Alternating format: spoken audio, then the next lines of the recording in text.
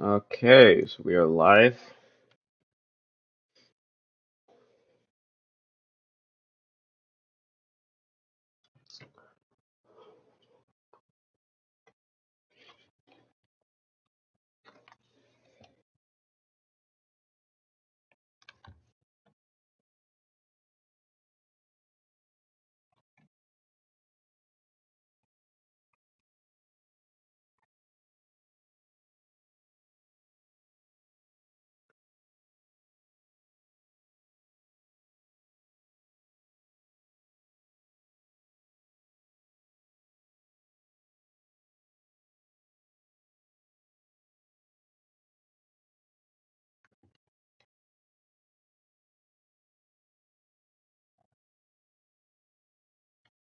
Alright, I just heard some audio feedback. That was weird. Oof.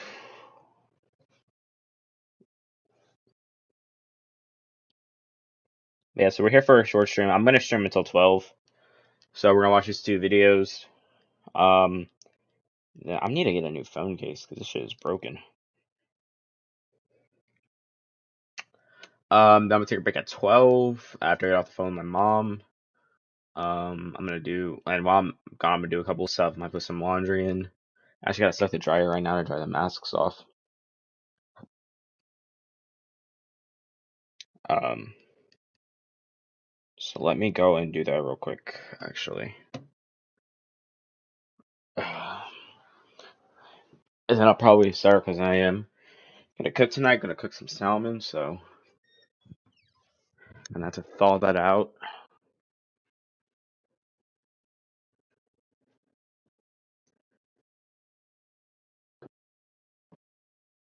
20. Okay. Where's my drink at? Did I bring it with me? Oh, yeah, I did. Sweet. All right, so we are here.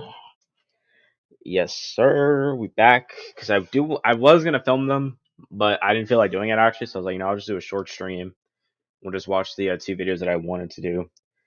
But yeah, Sub TM, Red, Invincible. Not that I expect to stream for another 3 hours. Yeah. As you guys know, I ended the Twitch stream around 3 a.m. I went to bed around like 3:30 ish, and I got up at 6, and I stayed up. Um, and around 8:30 ish, I left to go to the store. Um, so yeah.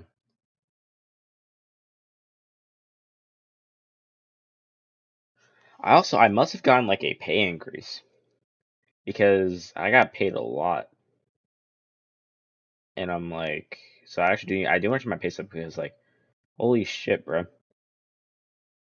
Because I worked my usual um like hours and days for the most part from what I remember. And typically that pays me like around 200. Um, because I typically just do 5 days. In fact, in one of the days I only worked I think a 5 or a 4 hour shift. Yeah, so I had to get a pay increase because that should have sent me back to at least 200 because my pay before I had 287. Um,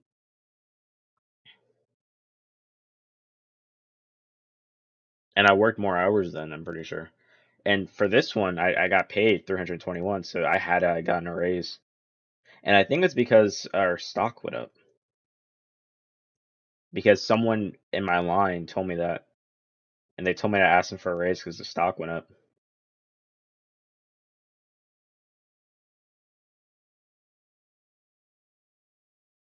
But I had some bills and stuff to pay off, so I wasn't able to get Dylan his money right away.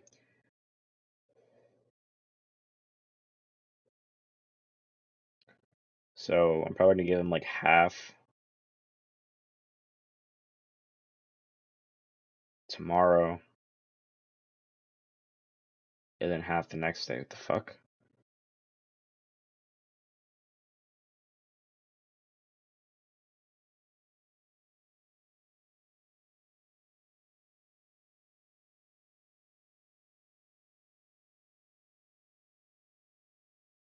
There we go. I always forget my freaking password. Let me see. Yeah, because I had to work some more hours. Oh, they didn't even add my pay stub for. Let me see, like, so like last month, my last paycheck. Let me see, how much did I get? Yeah, I made 254. Well, not last month, my last pay stub, 284. Because they taxed the hell out of me, so I actually technically made a 277. Yeah, but they taxed me, like they taxed because I'm only 18. Yeah, then the one before that I made 287, and that's because I know it for a fact I work more hours, but I technically got 313. Yeah, April 22nd. April 22nd. I made 352. Huh. Oh, probably because of Mother's Day. No, Easter. That's where it came from. Easter. Mother's Day was the paycheck before. My most recent one. That's right. What does April 8th look like? April 8th was 216, but 194. So yeah, but like at one time, let me see because I can go to like fucking February, I think, and I was not getting paid that much. Was it February or March? Yeah, like one time in March, I only made 90. I didn't even make 100. I made $99.11, and so I got paid $91.54 because I didn't work that many hours. But let me look at my rate for rate of pay is $11. So yeah, so they must have from my last one. So yeah, it must have just yeah. I'm gonna have to like check back tomorrow when they add it, or if it is added, because holy shit, I worked like my typical hours. Could also because I do work one extra day. Now that I think about it. Um, yeah. So gonna stream this until 12. So pretty much about an hour. About like an hour. It's like what 10 minutes. Yeah, it just actually just turned 10 minutes for the stream. So it'll be about like an hour and 11-minute stream for that's what it's looking like. Um, so yeah. Um, I check out the videos I wanted to check out. I didn't really feel like streaming them. I also didn't really record videos because I just stayed up in the morning. Um, and then I waited for my mom to go to work to text her to see what I needed for some stuff. Which of course she didn't tell me everything right away because she told me to get a lemon um while I was heading out. While because she always texts me while I'm checking out to grab extra stuff. I'm like, bruh, if I checked out, I'm not going back in, especially if I'm on the way home because I have to walk. And it is hot as fuck outside. And I went, it was like 70. Like I'm glad I didn't go right now. Like I had to go early this morning. I couldn't, because I wasn't go late at night, but I was like, I can't really do that. Um, because of the fact that I had to thaw the salmon out. So I was like, I can't really just go like in the evening. But let me pull up the temperature. Which it was also gonna rain this evening, so I was definitely not walking on that. Okay, bruh. So right now, yeah, it is 89 degrees right now, and just turned 11 a.m. So about an hour is be 92, then 93, 94. I think yeah, then that's the high. Then it goes 93, 90, 87, 85, 77, 75.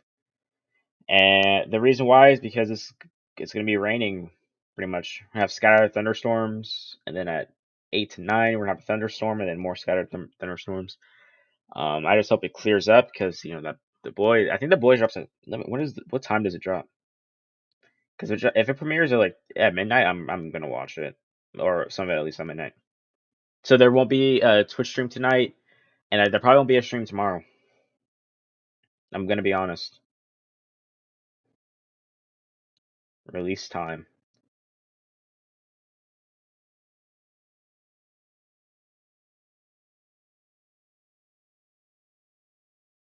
Oh, it's not even. What? They're not all releasing at time? Cause see, when I first watched The Boys, I and Invincible, they already like existed pretty much, so they were all on there. I didn't know that they released them. So is it really just Netflix? Like Netflix only does that?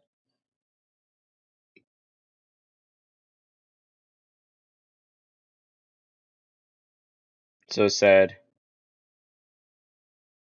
Wow.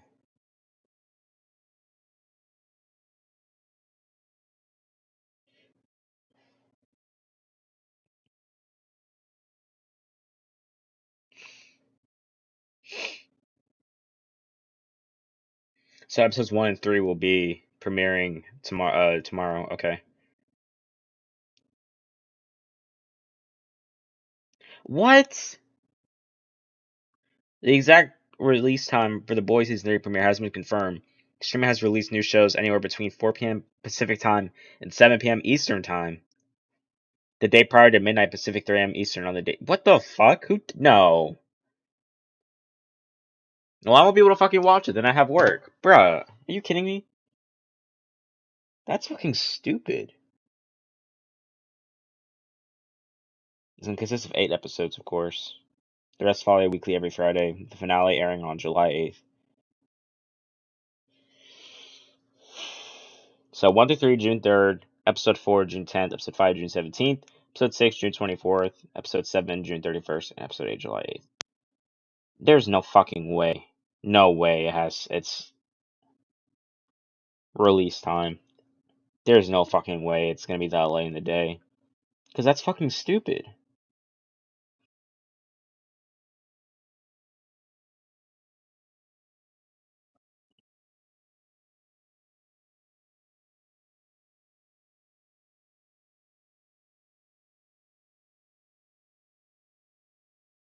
It releases 12 a.m. GMT.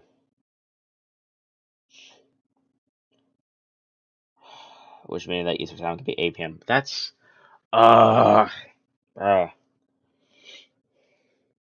Well, yeah. So I guess I'll stream tonight and tomorrow. Then I'm gonna have to watch it on Saturday because do I have the schedule? I think I fucking deleted it earlier for storage. Yeah, fuck. I'll just look tomorrow when I go in. But I'm pretty sure I work 4 to 10.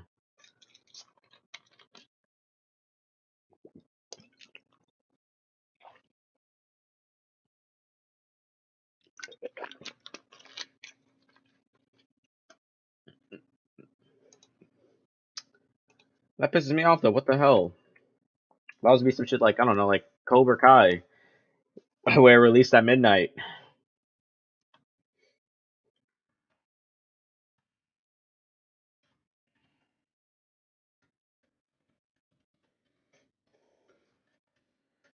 Let me pull it up. I was just checking out something. But sure, I should probably check my Sunny email real quick. Hold on.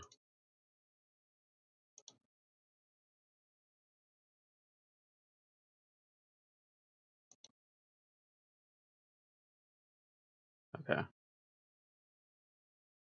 June. Oh wait, yeah, I forgot. June 6, 11. Okay, June 6, 11 a.m. So wake up at 10:30.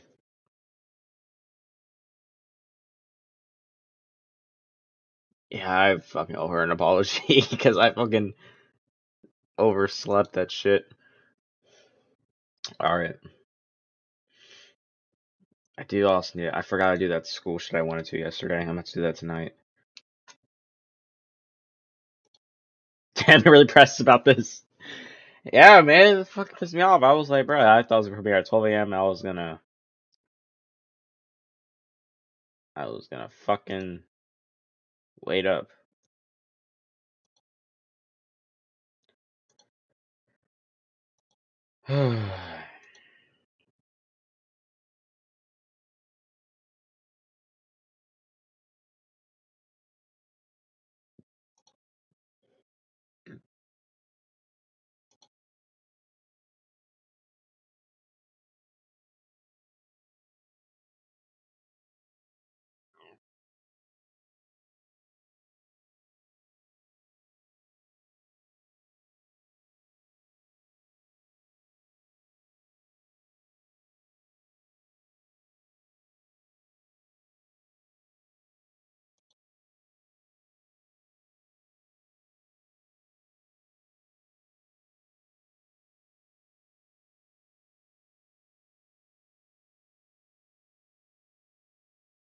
All right, I'm just like looking at something funny. Anyways, um,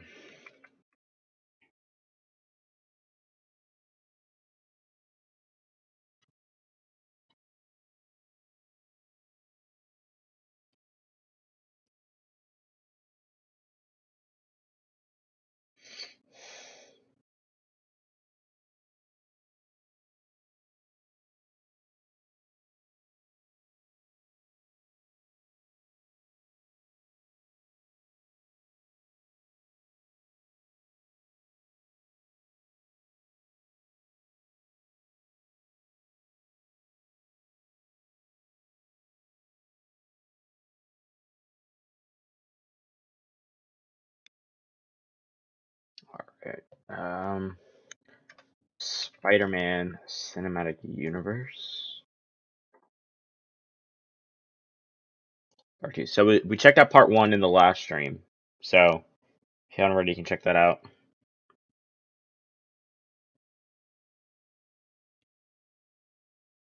I'm gonna log in and turn on my phone since I'll be watching the video on my PC.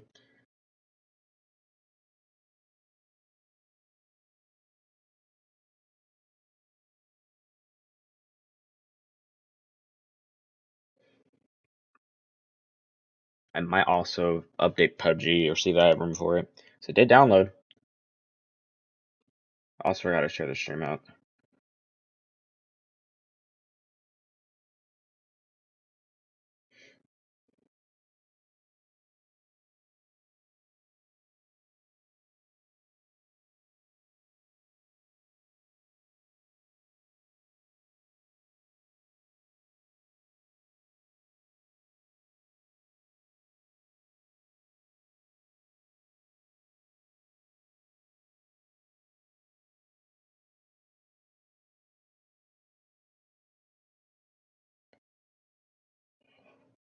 Oh man.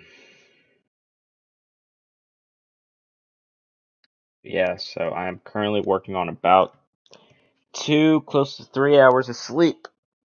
Just like how I used to do things in the good old days, bro. Because I know it hasn't really been that long, but I am older and I'm super nocturnal, but I really need my fucking sleep nowadays. Cause shit, back then I would just stay up late and then I would still get up hella early and just fight it off and stream all day. Now I can't do that. I want to now though, at least until I take my summer class though. But I can't. I'm too tired. I'm too old.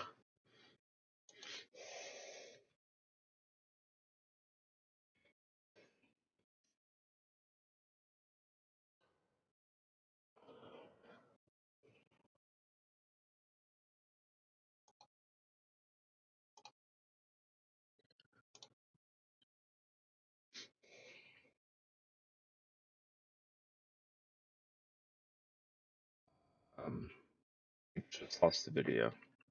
Not gonna lie. I need to organize my fucking PC better. Here we go.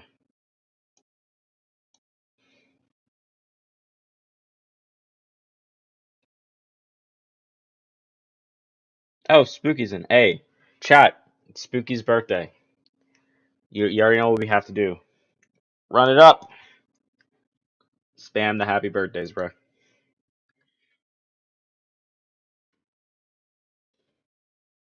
Oh, actually, no. I know just the perfect video to play for her. Hold on.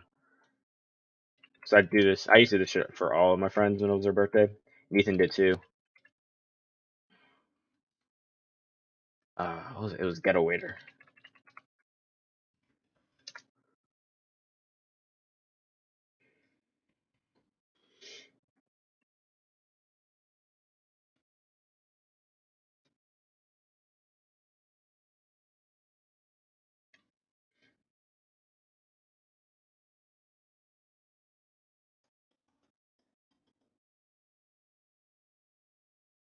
Ads.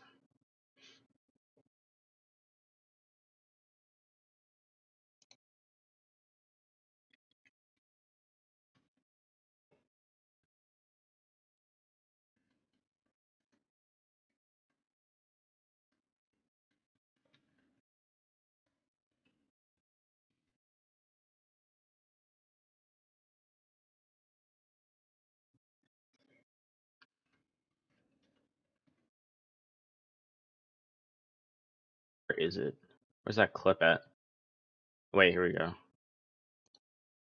No. Wait. Here we go. This is what I wanted.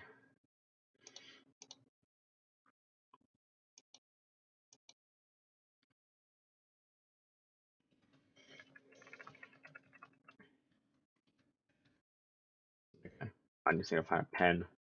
Oh wait, no. Share. The fuck?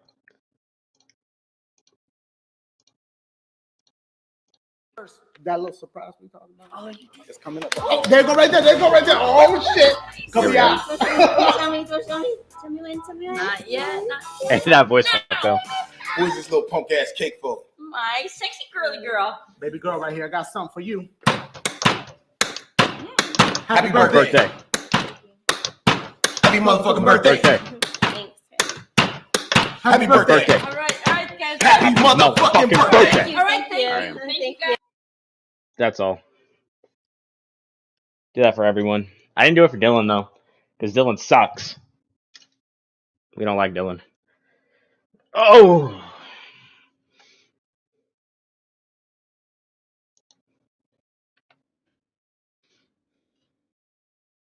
Stop the cap. We know your favorite streamer is fucking Tommy in it. Get the fuck out of here with that. Says my favorite. I'm her favorite streamer. That is cap, bruh. Mad cap.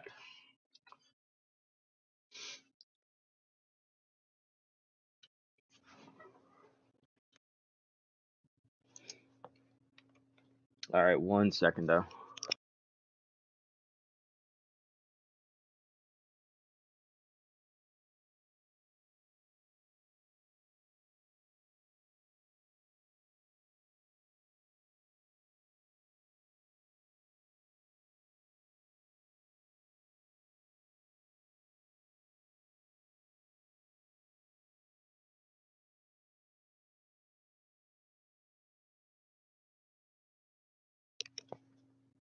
Okay, but who's your favorite though? That's the question.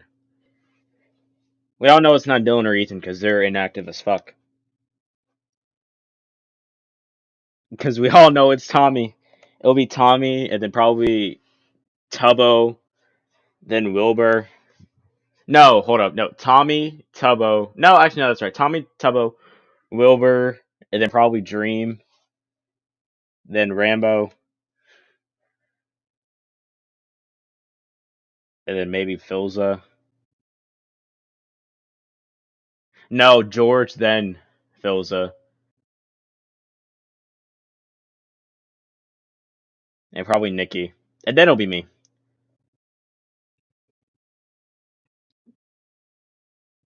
So I'm probably like top 10, but I'm like number 10. That's what I'm thinking at least.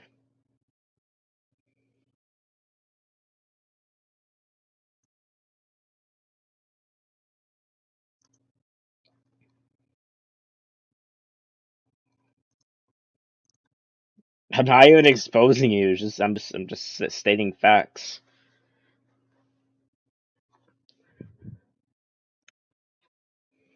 Bro, y'all want to hear a story? Well, I think no, everyone else is here because talk about this room. Bro, spooky. I fought a bee or a wasp that got into my house, and I fought that bitch.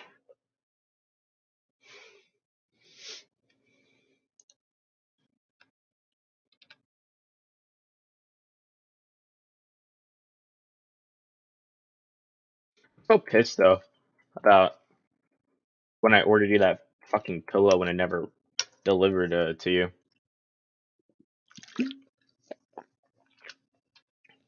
I never even got my fucking money back. That poor nah, bro. That like okay, so because I didn't know if he had any bee or wasp stuff, right? So and my sister was home.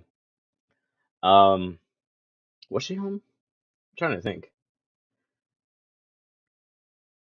Was it yesterday? Or was it the day before? Nope, it was yesterday because yeah, cause she went and she was eating, and then in the dining room I just came out the kitchen and the dining room light was on, and so on the wall I could see a child Smith flying around. I'm like, oh shit! I turned around and then I grabbed her and I told her to come in the living room. I'm like, okay, and it was just chilling by the light. It was minding its own business, but it was like I was afraid if I turned the light off, it was gonna fly around everywhere. So I'm like, okay, so I just gotta kill it. So I didn't see the bee and wasp underneath the kitchen sink. So I grabbed some fucking raid, some ant roach raid shit, and then I sprayed it, and then it got pissed off, and it kept flying around rapidly. It kept hitting the wall like a dumbass. And so I sprayed it again, and then it found out that I was the one spraying them, so it came for me. Pause. So I grabbed my sister and I run her into my mom's room, and then I end up calling my mom, letting her know that she let a bee or a wasp in, and I was like, where's the bee wasp stuff? And she said it's either underneath the kitchen sink or in the hallway closet. So I said, well, I'm not going back out in the kitchen area because that's where it's at, and it's pissed off. Little did I know that it was actually dying, but I noticed that. So I ran to the closet, and then I found the stuff. Went back out, and I saw it actually was like, it wasn't dead, but it was dying. It was on the ground. So just be safe. I sprayed it with that shit, and then I vacuumed it up. And the end.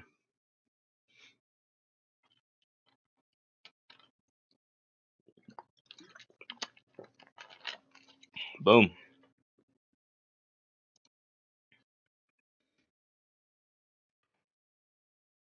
Yeah, I vacuumed that shit up. I was too scared to use the fucking hose though, in case it was faking it. It was like stinging right in my hand.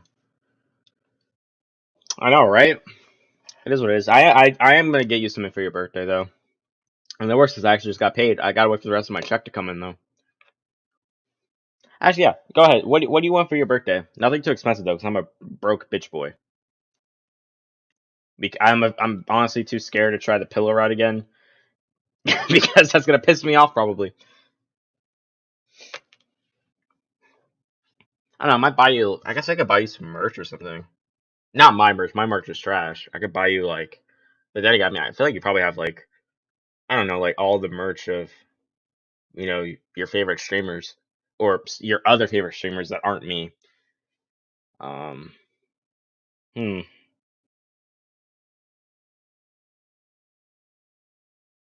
Bro, facts. You need like that's why I'm so pissed. Like, here's the thing. Like on my channel, like the top three. I think the top three best series I did on my channel was probably Spider-Man, PUBG, and Among Us. Because Spider-Man, I play that shit constantly, and people fucking loved it because I'm good at that shit. Then we had PUBG and Call of Duty, kinda. PUBG did and Call of Duty did really well on my channel as well. But Among Us, not only did it do well, but that was like Among Us was my favorite thing to do on the channel. That's why I constantly asked if Cord if we could do Among Us because bro, it's just goated. Like those are the videos that I'll probably miss the most, if I'm being honest. And then I also miss my skits too. Bro, trust me, you do not want that track. I haven't even checked my merch in a while. Let me see if I can pull it up. What was it? It was on Teespring.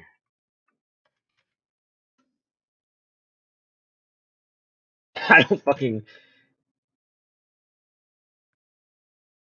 And it feels so pointless now because I made that merch when I hit, I think, 600 or 700 subs. Oh no, it's there. Hold on. I think it's there. Oh, I'm actually still logged in. Holy shit. Fuck out of here with that shit. Stores. Excuse me.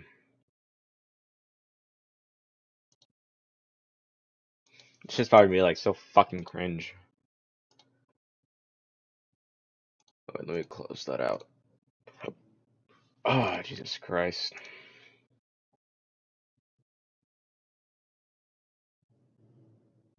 Got the comfort tee, we got the pullover hoodie, the long sleeve tee, stickers, kids tee. I hope no kids watch my fucking videos. I hope not, bro.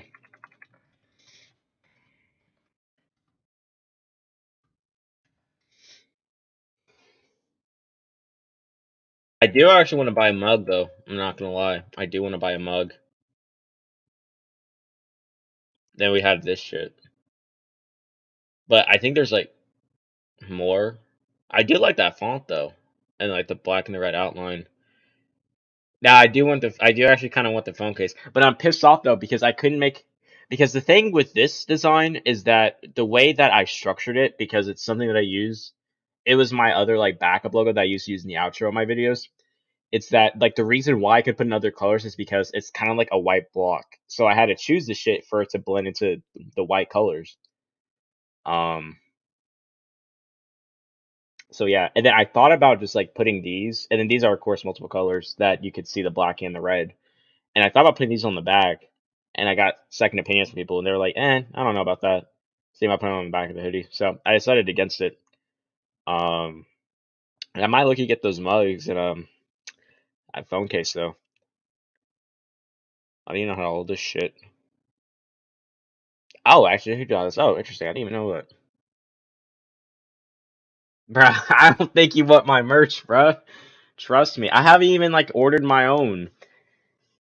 So I don't know. I will probably have to order my own to see if it's trash or not. Oh fuck! I forgot I made a pillow. Hey, I actually might look to get a pillow. I am not gonna lie. I might look to get a pillow.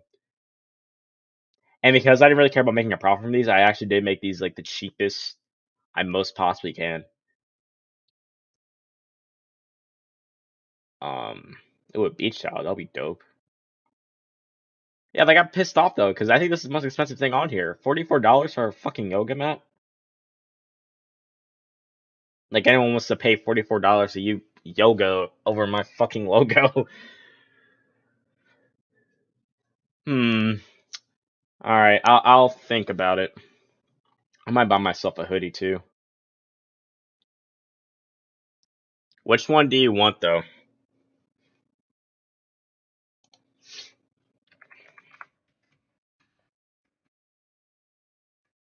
I'm gonna have to order one first and make sure it actually looks good before I give it to you. Let me see if the other fucking ones, if they have a.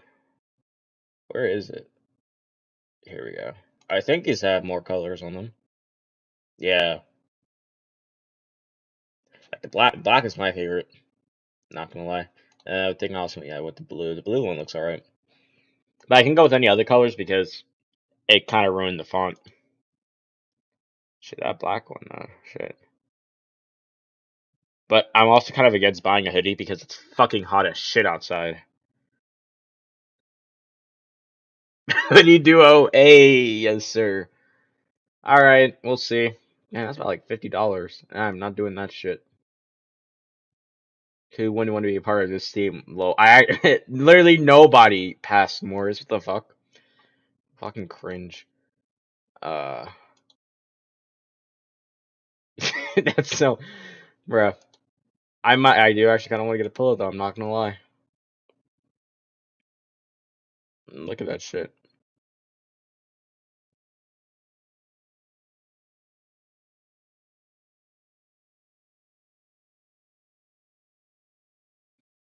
And then I think I mean the face mask. It looks kind of cool.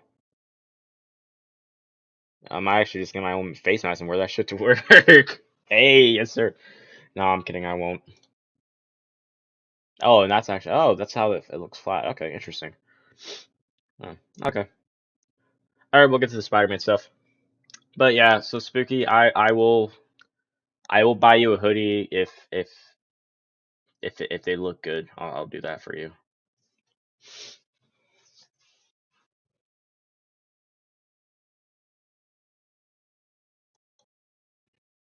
Cause you have some pretty fire fits. Not gonna lie, I'd hate to ruin them to be honest.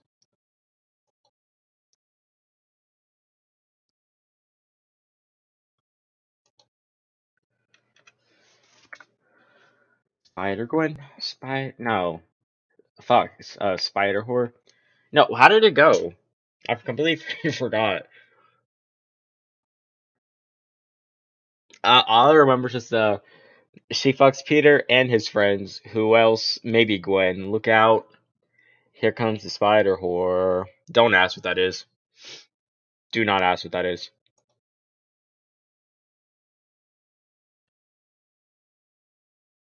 Uh, Yo, no cap though. Blonde Spooky would make a fucking like the most perfect Gwen Stacy ever, bro. No cap.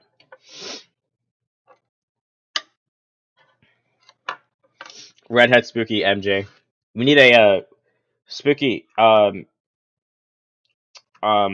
your hair. Well, if your hair grows out and if you keep it, dye it silver so we can see if you work as a black cat.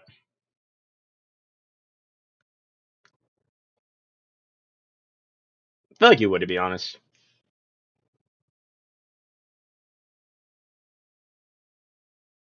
Not gonna lie, Dylan kind of looks like Miles Morales though, but only because of his fucking cut, or when he gets a cut actually. We did phase 2, boys. Oh, spooky, bro! I gotta show you something. Actually, this is what I saw in when I watched part 1 yesterday. This shit looks better than mine. It's fucking expensive though, bro. So they got like some like superhero shit, but it's not like actual superhero stuff. It's kind of like fits that take inspiration from it. And I was thinking about getting that mask to be honest. But yeah, so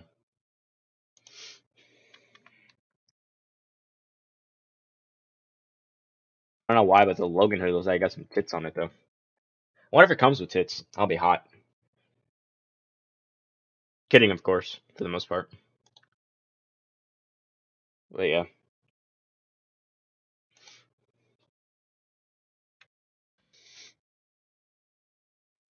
Oh man, Spooky has to leave. Yeah, because Glass is a bitch. Alright, we'll get to the Spider-Man stuff though. It's been long overdue. My bad. Alright, let me pull it up once again. There we go.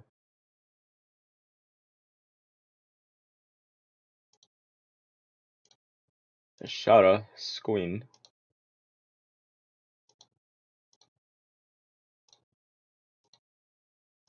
And its basic feature. What's happening, guys? And today I'm bringing you Phase 2 to my Spider-Man Cinematic Universe. This is a Part 2, so if you have not seen Part 1 as of yet, then make sure to go in the description down below and click the link to Phase 1. And with that being said, Better pass all let's your get classes, straight Spooky. into Phase 2. Or I'm We taking start my our hoodie second back. trilogy in this universe, which I would like to be dubbed the I got College subtitles. Trilogy. Now, this phase will be a lot broader than the first phase, as Phase 1 was very tightly packed. This phase will be exploring bigger ideas from all corners of the universe. But the main theme will be centered around Peter Parker going to college. The first film in this phase will be called Spider-Man Identity Crisis. I really want this film to focus in on the ego and fame. Ooh. Identity Crisis. Maybe it could be... I mean, I kind of... Theory. I mean, identity, so maybe Chameleon? Maybe it could be like that? Or maybe the symbiote. I feel like it could be either or. That Spider-Man has gotten since the last trilogy. As I said at the end of the last phase, Spider-Man's career is thriving and Peter Parker will I didn't be mention. living... Sorry. When I come back after doing the 2 videos, we're gonna stream some Spider-Man afterwards in the afternoon. Of that, thus causing an identity crisis. Peter starts to realize that he likes being Spider-Man more than Peter Parker, because everything in his life starts to become complicated when he's Spider-Man. Peter will start to drift more into the side that he wants to be Spider-Man, and this will cause him to have an identity crisis. Peter's arc in this film is to pull himself back a bit and realize that he's still Peter Parker as much. That's interesting, because like the way he's going about it. Hold on, let me just speak a text saying just thank you for coming.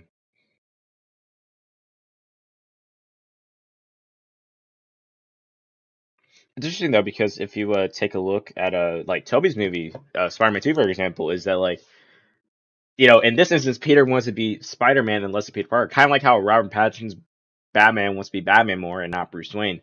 But with Tobey's, you know, arc, it was the opposite. He didn't really want to be Spider-Man. He wanted to be Peter Parker more. Very interesting. Very interesting. He is Spider-Man. Gwen will also play a huge role in this film, as them two will go off to college together. Gwen will be suspicious of Peter throughout the film, as he's spending way too much time being Spider-Man. This will then lead to Gwen finding out that Peter is Spider-Man by the end of the film.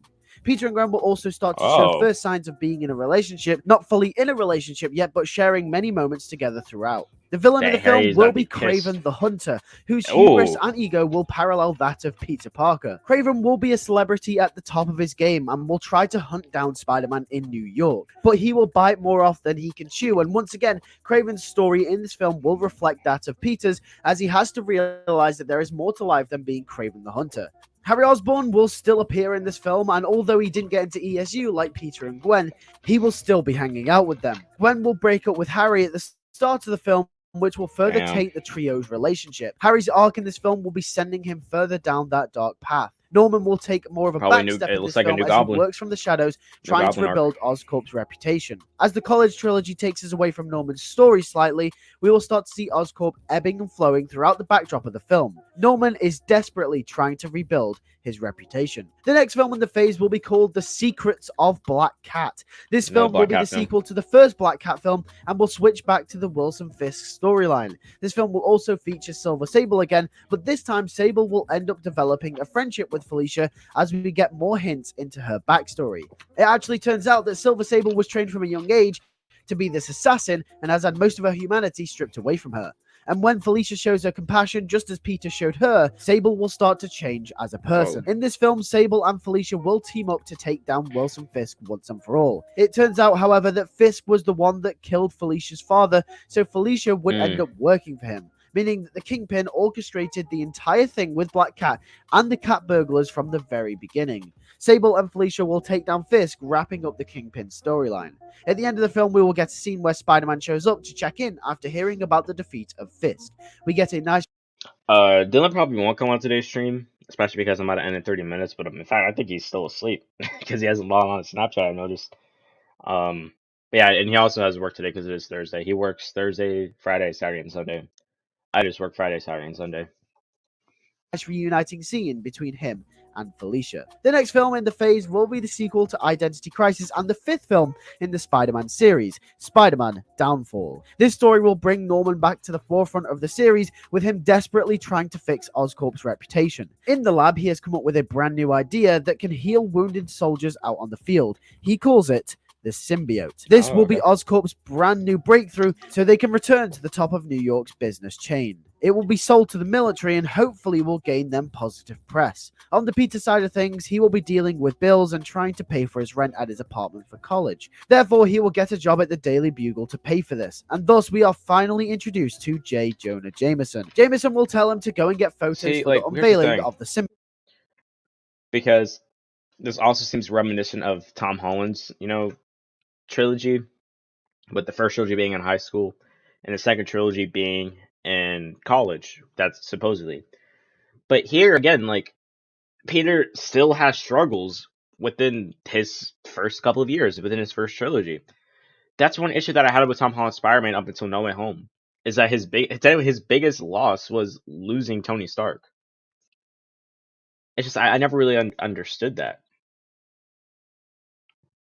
And that's why even with No Way Home, it's still my least favorite interpretation of the character. And what's crazy is that I really enjoyed him in Civil War, and I love what they did with him. And I think if they kept up, because the Russo brothers did better with Tom Holland's Spider-Man than fucking John Watts did. And that's because, I'm sorry, whoever says John Watts understands the character, no, you're cuckoo for Cocoa Puffs, because John Watts had literally admitted in an interview, and I've said this multiple times, and it really bugs me, and I'm explaining why.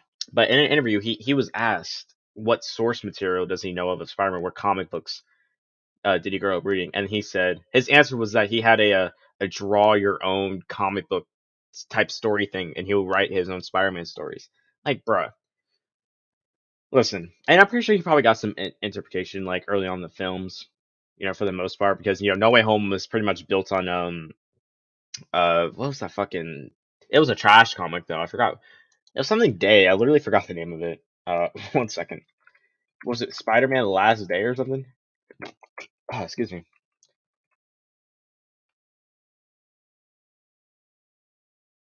One More Day. There we go. That's what it was. One More Day. I was like, it was something Day. Yeah, it was One More Day, and that comic was ass for the most part. But yeah, I think that Tom Holland dealt the reason why Toby was my favorite, and Andrew also. I mean, a lot of people say that Andrew definitely went through the most. Yeah, I can agree to that, because they went with the route of Andrew's parent, or Peter's parents, I mean, being Shield agents and losing them. But I think the way it was presented, because really Andrew the most heartbreaking stuff, because he lost his Uncle Ben, and then he lost Gwen, and his mentor, Dr. Connors, pretty much turned evil. Peter, to be honest, although it's kind of middle school, he did go through a lot worse. He also lost Uncle Ben. the Green Goblin was his best friend's dad, and he attacked, his crush and his aunt.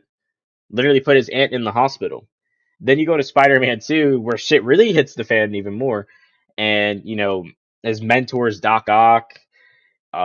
He's failing school. He lost that pizza job, but he's barely managing that Daily Bugle job. Jameson was up his ass. No pause on that because he really was. He was always late for stuff, and he just really wanted to have just a normal life at one point because that mental health was just getting to him real bad. And it had Spider-Man 3 where things did seem on the up, but he let his he kind of doing with this, like Lewis is doing with this. He let the fame go to his head, his ego, and then you had Sandman, which it turns out that the guy who was actually responsible for killing his father was still out there, and it really pissed him off. And it reached to a breaking point where he thought he killed Sandman, and he was happy about it. And then the symbiote was messing with him even more, and he was acting like a dick to MJ and to everyone. That he even hit MJ, and then he beat up his best friend. Not to mention Spider-Man 2. Remember, Harry hated him as well. So, that's why, because like I said, with Tom, it's he didn't really go through much. I think Tom definitely could have faced more struggle in his first trilogy.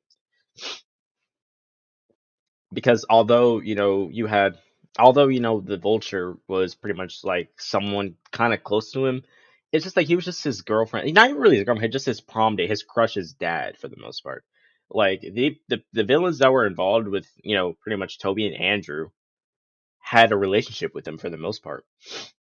Green Goblin was his best friend's father, which he was around with most of the time, and in fact, we know Norman Osborn takes a liking to Peter. And then you have Spider-Man 2. Then Doc Ock was most definitely his mentor. And then Spider-Man 3, New Goblin, his best friend. Sandman, the guy responsible for killing his uncle, even though it was an accident. And they had Eddie Brock, who pretty much, he and Peter were pretty much enemies in the Daily Bugle. And Peter got him fired and stole his girl. And then we cut to Andrew, then have Kirk Connors, who knew Peter's father and knew Peter. And so they developed a bond. And Peter was responsible for creating the Lizard. And then he was kind of somewhat close to Electro for the most part, kind of ish. Because Electro was fanboying over him. But it's they were just it was more, I guess you could say, emotionally compelling. Mysterio was just a guy that Peter trusted because he was a naive little fuck, and then shit hit the fan. It was stupid, I'm not gonna lie. But yeah. That's why when people ask me my favorite interpretations of Spider-Man and the MCU, at least, I would just say top 3 would be Civil War, probably Infinity War, then Endgame. But Civil War was definitely far. Not even No Way Home, to be honest. Although he definitely had the most character growth, but I don't know. It just it bothers me to have to go through Homecoming and No Way Home just to see that growth. And did I just say no? No, it bothers me to see that growth in No Way Home because we have to sit through Homecoming and Far From Home, But it is what it is. It is what it is. Symbiote, and that's how Peter ends up getting it. The film's name will represent the downfall of 2 characters here. Not just Peter, who has the symbiote and will begin his descent into darkness, but Harry Osborn as well. Basically, Peter has been Spider-Man for up to 4 to 5 years at this point, and has been through so much fighting, pain, and suffering. This will all start to take a toll on Peter in this film, and although he has Gwen there to help him, he can't escape the darkness he feels inside. This symbiote will be an addiction for Peter, something that he can use to take his anger out on and the built-up pressure inside. Obviously, Harry will continue his downfall due to Gwen and Peter's relationship and constant pressure from Norman to do better. Gwen will be the one that pulls Peter back into the light from the darkness of the symbiote. And then you guessed it, Harry Osborn will be the one to inherit the symbiote, thus giving us Venom. This will result in all those years of tainting and relationship to boil down to this one fight where Harry and Peter will fight each other. Peter will be trying to pull Harry back the same way Gwen did, but it's no use. In the end, Harry is defeated and the symbiote is taken into high containment. Interesting. This game, you're not ready for it. No, I don't really care about that. I was about to say after the Venom and Spider-Man incident, it is revealed that the Raft is under construction, a place where superpowered people can be held. This is where the symbiote will be kept. It is also revealed that at the end of the film, that Otto Octavius, Kraven, and the Enforcers are also being transferred there and being kept from now on. They all have a vendetta against Spider-Man, and they're willing to help each other out. Oh, On the Sinister Norman Six side film, of okay. things, after the symbiote incident, Oscorp is in tatters. Norman now holds a grudge against Spider-Man. He stole the symbiote, and even worse, his son is now in prison due to it. Oscorp is under bigger pressure than ever, and Norman is descending into full insanity. With all the stress, he starts to take something that calms his nerves. It's a green substance that he's been developing. Oh, The next snap. film of this phase will be simply called Sable. This will be an origin Okay. film expanding upon the past that she spoke about during the second Black Cat film, and will expand upon her descent into becoming a master assassin. This film will also feature Wilson Fisk at the end, as he's the one who takes her on to do his bidding. Her role in this universe will be similar to the Widows from the comics in a way, except it's Silver Sable. This film will show us how she has humanity within her and how it gets stripped away by the time of the first Black Cat film. The next film will be the big culmination film, not just for Phase 2, but for Phases 1 and 2 combined, which will be titled Spider-Man Generations, which will represent the fact that this film taps into everything that has come before it. This will be the end of the college trilogy and will wrap up everything that has come so far. This film will be absolutely mental. First of all, focusing in on the Peter and Gwen relationship. Gwen has pulled Peter back from the darkness and Oh, fuck, I think I was gonna kill Gwen in this film. Will heavily feature these two as the two main characters in this film. All in all, this is a Peter and Gwen movie first and foremost. This film will also feature Norman Osborn as the main antagonist finally. After 6 films and a TV show appearance, Norman Osborn will be the main villain. Like I said, he has been taking the green, which will turn him into the Green Goblin. But this will be a tragic version of the character. The idea here is that Norman won't realize he is becoming the Goblin, as the Green will be pursuing him to pass out and commit crimes as the Goblin. Norman's deep underlying hatred after the last movie was for Spider-Man after ruining what he had left of Oscorp, so that will be the Goblin's driving force, to commit as much pain against Spider-Man as possible. Throughout the film, there will be a scene where Norman tries to rescue some of his happiness and tries to break Harry out of the raft, causing a massive prison breakout similar to the scene in Spider-Man PS4, which brings all the villains together to form the Sinister Six. As I said, this would be a massive culmination movie. The Goblin figures that he could use the help of the other villains, and thus Green Goblin, Doc Ock, Kraven the Hunter, and the 3 Enforcers from the second Spider-Man film form the Sinister Six. Black Cat will also make an appearance in this film as well, who will help out Spider-Man. One of them becomes I hope Shocker comes, Silver Sable, who will be on the side of Spider-Man 2. Peter's arc in this film is testing him at his absolute limits. After everything he's been put through as Spider-Man, can he deal with his greatest threat yet? The answer is no. As you probably guessed, Norman Osborn will kill Gwen Stacy at the end of this film, adapting the night Gwen Stacy died in this film as well. After the Sinister Six is all but defeated, the Goblin will kill what's closest to Spider-Man. Norman will obsess over Spider-Man in this film and will eventually figure out who he is. And because Norman finds it quite hard to kill Peter, even with the aid of the Six, he kills what's closest to him, and that's the love of his life, Gwen Stacy, thus tying up the story of the first 6 movies nicely. The 6 films come in a tight package of a story which sees Peter Parker go from a kid to an adult in college, to dealing with the death of Gwen Stacy. The Goblin is eventually taken out and Peter Parker is Spider-Man no more. The death of Gwen allowed Peter to see that being Spider-Man brings nothing but destruction to the city and sadness to his life, bringing us to the end of the story. And that is it. Spider-Man is no more. However, we will get a little teaser at the end, though, of Doc Ock saying that he isn't done with Spider-Man just yet, reminding us that his body is slowly degenerating, setting up a future storyline. We will also get another teaser that the symbiote that was being held at the raft at the end of the 5th film has escaped due to the prison fight.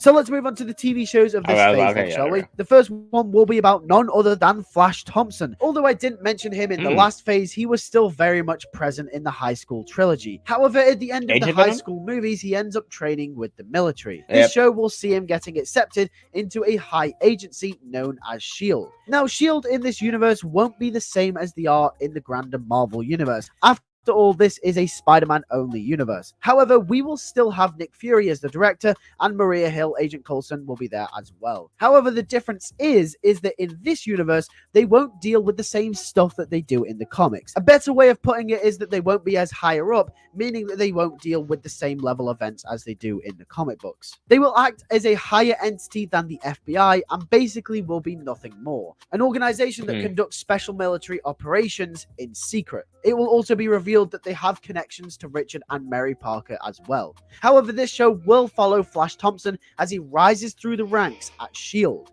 It's revealed that S.H.I.E.L.D. at the end of the show has detained the symbiote that escaped from the raft, and Yeah, they're Agent currently Venom. developing it to be used as a proper weapon, thus setting up Agent Yeah. Venom with Flash. The second Okay. show is The Underground Season 2, which is probably the most attached show of the rest of the story of Phase 2, which will follow the events of the first season, and God, I since love it that takes place finisher. in the past, the show will just continue the events leading further up to the events of Spider-Man 1. Once again, featuring the Maggia and Kingpin and developing those stories. We will also get more insight to how the Kingpin was the one that killed Walter Hardy, tying it into the second Black Cat film. The next show will be a spin-off to The Underground and will be about the Prowler, giving us a first look at Hey. Miles Morales Okay. in this universe. The show will focus on Aaron Davis and will show how he commits criminal acts to pay his way. This show will also be a character study into Aaron Davis as he regrets ever getting tied into the Maggia and the Underground crime families, as he has a family himself. A baby Miles Morales will also feature as well, showing the remorse Aaron has, and this will be the conflict that will drive this show.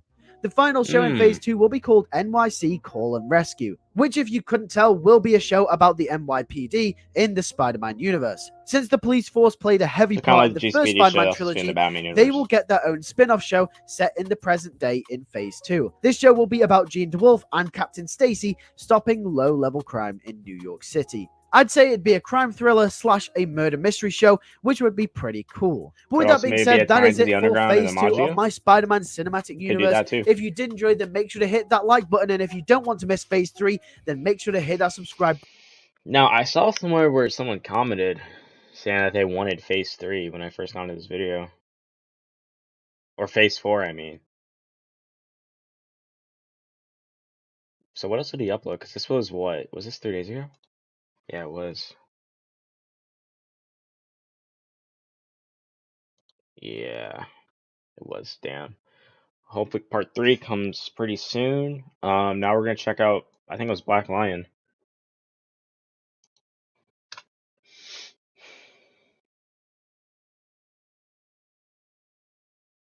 What the MCU will like if Marvel never sold their movie rights. Oh, never mind. Yeah, never mind. Alright.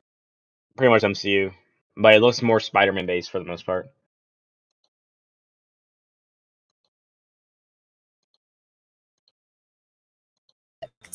You can select from hundreds of products across wall art, apparel, mugs, calendar, and much more. Spend your time making art and marketing your designs. Gelato handles production, packaging, and delivers straight to your customer. It's printed locally and delivered within 72 hours. Go to gelato.com and try it out today. Before I start the video, I want to give a huge thanks to all of my patrons, all 3 of you. Really appreciate the support. If you want to support me on Patreon for early videos, sometimes an entire week early. Also, you could just ask me any question at any time, whenever you want. Link will be in the description down below, or again, also if you just want to generally support me. And if you like this video, leave a like, share, and subscribe. And if you want to skip ahead to when the video actually skips the entire intro, gets a lot of explaining to do, this will be the timestamp right here. Let's start right away. I've gotten a lot of comments asking me to go over a version of the Marvel Cinematic Universe in a world where Marvel never sold its movie rights, and so had access to the likes of Spider-Man, the X-Men, the Fantastic Four, and all the other franchises they sold from the very beginning. And I think it is an interesting concept because, in my opinion, Marvel's success is owed to its complete failure and near bankruptcy in the 90s, which is maybe the best thing that ever happened to it, just because they had to sell their movie rights, and leading to something like the Marvel Cinematic Universe, where they had to take a lot of risks, and they had to create a universe using not their biggest names like Spider-Man or the X-Men, but some B-listers like Iron Man and Captain America and Thor. They also didn't have full rights to the Hulk, who is almost on the level of the X-Men and Spider-Man in terms of popularity before the Marvel Cinematic Universe. Nowadays, 14 years into the MCU, characters like Iron Man, Captain America, Thor, Black Widow, Hawkeye, Scarlet Witch, Doctor Strange, Black Panther, Captain Marvel, and probably the most insane is the Guardians of the Galaxy, are all just as popular, or almost as popular, and just as profitable movie-wise as the X-Men, Spider-Man, and Batman and Superman. it's kind of crazy how successful the MCU has made the Marvel Cinematic Universe and how recognizable they all are. And judging by something like the DCU, I don't really think having access to all of your biggest heavy hitters from the start is the best thing. It forced Marvel to think creatively, and that was the best thing that could have happened to the MCU. So I do think that if they did have their rights to all of their characters, I don't think the MCU would have been as good. But I do want to look at an alternate universe where Marvel managed to get back on its feet in the 90s without selling any of its movie rights and release their first ever movie in the year 2008 instead of Iron Man, starring the Marvel Cinematic Universe with all their biggest names like Spider-Man, the X-Men, the Fantastic Four, etc. What exactly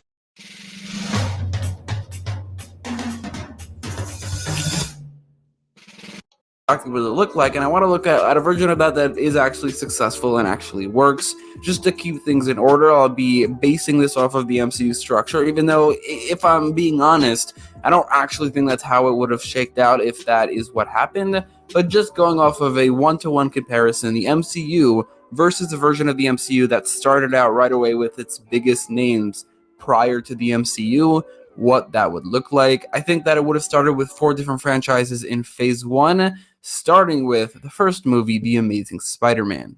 Spider-Man is still Marvel's biggest character to this day, but back then it wasn't even close. In the real world, Fox and New Line Cinema managed to get out movies for X-Men and Blade before Spider-Man, before Sony did for Spider-Man, that is. But I think in a world where Marvel has all the rights and creative control, I do think they would have started with their biggest name, Spider-Man. This movie would be called The Amazing Spider-Man, and it comes out in 2008, a year at which Tobey Maguire is a bit too old to play him. So that means that Andrew Garfield, at 25 years old, would debut as the first cinematic live-action Spider-Man, and Garfield will be the main Spider-Man of this universe going forward, which is not the only thing changed by this restructuring. It's also the fact that Spider-Man is not a less experienced hero than the Avengers or anybody else. He's just younger. He started his career around the same time, or maybe even a bit before some of the other heroes, but he's a teenager, at least at the beginning of his career, so he is younger, which is different from the main MCU Spider-Man. But this is the first theatrically released Spider-Man movie, so it would be a mixture of all 3 of the franchise starters. It does follow Spider-Man's origin story with the spider bite and Uncle Ben's death. Gwen Stacy is the main love interest, but Harry and MJ are included as well. Green Goblin is the main villain, but also because we have Gwen Stacy and Green Goblin, Goblin does kill Gwen Stacy, and that is a bit of Amazing Spider-Man 2 in there as well. But it also sets up MJ as the first film, which is something that Homecoming does as well. So it is mostly an Andrew Garfield-focused movie, but with some of the story and the main villain of Spider-Man 1, some aspects of Homecoming as well. But for the most part, it is its own thing, as it's a Spider-Man that did something that no other Spider-Man movie ever did, which is start an entire cinematic universe. Spider-Man has always been Marvel's flagship property, but in terms of actual comic sales, the X-Men were the best sellers, having the best-selling comic book of all time. If Kevin Feige was in charge, I think that he would have had the first X-Men movie focus on the original X-Men, instead of like a mix between the original X-Men and the 70s/80s X-Men, meaning focusing on Professor X, Cyclops, Jean Grey, Iceman, Beast, and Angel, with Magneto as the main villain. Some of the more popular X-Men, like Wolverine, Storm, Rogue, and Nightcrawler, who joined later, would be introduced in the sequel, except for Wolverine, who would get his own trilogy of movies, being easily the second most popular pre-MCU Marvel character, and to this day is still definitely in the top 5. Yep. Nowadays, the Fantastic Four has dropped to like 5th place in the most popular Marvel teams list due to nothing but bad movies, but pre-MCU, they definitely were considered some of Marvel's most popular, and a lot of Marvel's success is owed to the Fantastic Four back in the day. Feige is at the helm and producing, so this movie would be actually good, or at least serviceable, and kick. Yeah, so, I think if it's Sonic is truly doing a multiplayer-based game, and if it is Fantastic Four, then that might bring the Fantastic Four back into the light. Because, well, thankfully, I think the Fantastic Four does have a shot at being good in the MCU, because John Watts said he wasn't going to direct it. Thank fucking God. Yeah, don't mean it's not too harsh, but yeah. Off a successful movie franchise, maybe with the same level of popularity that the Guardians of the Galaxy now have. The Guardians, however, will not be getting a movie in this timeline because Marvel aren't forced to use more obscure characters, which some might say is a shame, but maybe they get to the Guardians in like phase 4. I would also like to sprinkle some Avengers here and there because they will not be getting their own franchises for the most part. And I think Iron Man could fit in here, not as Iron Man, but as Tony Stark, having some scenes with Reed Richards. I think that would work, setting him up for the Avengers. In the real world, Universal has specifically the rights of refusal to a solo Hulk movie, which is why I don't really know why they allowed them to make this movie. Maybe it's because Paramount owned Marvel characters back then and not Disney. But now that Disney owns them, they just say no to every single request to a solo Hulk movie, which is why The Incredible Hulk never got a sequel. Also, maybe because it's the lowest grossing Marvel movie of all time, but I do think they really wanted to do a Planet Hulk movie, and they would have if they were allowed to. But pre-MCU, the Hulk was easily the most popular of the founding members of the Avengers. He had his own TV show back in the day, which was pretty popular. He had a movie in 2003, which just the fact that he got a movie at all is saying something. Which is why I think he definitely would have gotten a movie in this version of the MCU. The difference here is that it's 3 years later, as they would have focused first on Spider-Man and the X-Men and the Fantastic Four. And maybe because of that, it's a bit better, but what's more important is that it's going to get a sequel. Wolverine was the second biggest Marvel character before the MCU, and he also has his own trilogy in the real world, so it's an easy decision to include him here. This movie would be a good version of X-Men Origins Wolverine without a connection to the X-Men, also no Deadpool, and a heavy focus on his time in the various wars, just because it can now connect to characters like Captain America, which his origin story does do in the comics. Captain America and Bucky would debut here and have a sizable role, not just a cameo, but a sizable role in, let's say, the first half of the movie before it moves on to more of the Weapon X-focused story. 2012's The Avengers would have basically the same story, but a very different build-up to it. It would be a lot more similar to something like the DCU, where basically just one hero had his own movie, and most of the others were secondary in other movies or even just cameos. But somehow in this universe, let's just say it worked. Thor, Black Widow, and Hawkeye all debut here. Maybe you could fit Black Widow into a movie previously, but Thor and Hawkeye definitely debut here. While Hulk had his own movie, Iron Man debuted in Fantastic Four, but he debuts as Iron Man here, and Captain America debuted in The Wolverine. Basically, aside from the Hulk, the Avengers would be its own franchise without individual solo films. For, like, Thor, Iron Man, Captain America, or Black Widow, and Hawkeye too, but I don't really need to mention that. Despite the fact that Captain America is definitely popular enough, even back before the MCU, to warrant having his own movie, even with the rights to all the characters. But honestly, in the 23 film structure, I couldn't find anywhere to place his or Iron Man's movies, or even Thor, which I definitely think they should have. But if I wasn't restricted by that, I do think that this movie would spin off into a Captain America movie, an Iron Man movie, and a Thor movie. Starting off Phase 2, we have The Spectacular Spider-Man, the sequel to The Amazing Spider-Man, just because I don't like movie titles that are just like 2 or 3. It could be The Amazing Spider-Man 2, but I'd rather change the title, just like the comics for Spider-Man do all the time, to The Spectacular Spider-Man. This movie could be very similar to Spider-Man 2. It works really well after the setup from the first one, where Peter is out of high school, like fresh out of high school, struggling with money, his love life, and his career as Spider-Man, with the Spider-Man No More comic being adapted, and at the same time fighting Dr. Octopus. The biggest difference is that Andrew Garfield is Peter, not Tobey, plus New York was just invaded by aliens a few months ago, and maybe they can incorporate the Vulture aspect of it, where Doc Ock's arms incorporate some Chitauri tech in there. I think that could be interesting. The second X-Men movie, called X-Men Apocalypse, would go much bigger in scale and add many more members, including Storm, Nightcrawler, Kitty Pryde, Colossus, and Rogue. I didn't mention this, but Angel died in the last movie and is here brought back as Archangel, one of the 4 horsemen of the Apocalypse. Scarlet Witch and Quicksilver start out as X-Men villains here in this movie. Like, that's one reason I don't like Scarlet.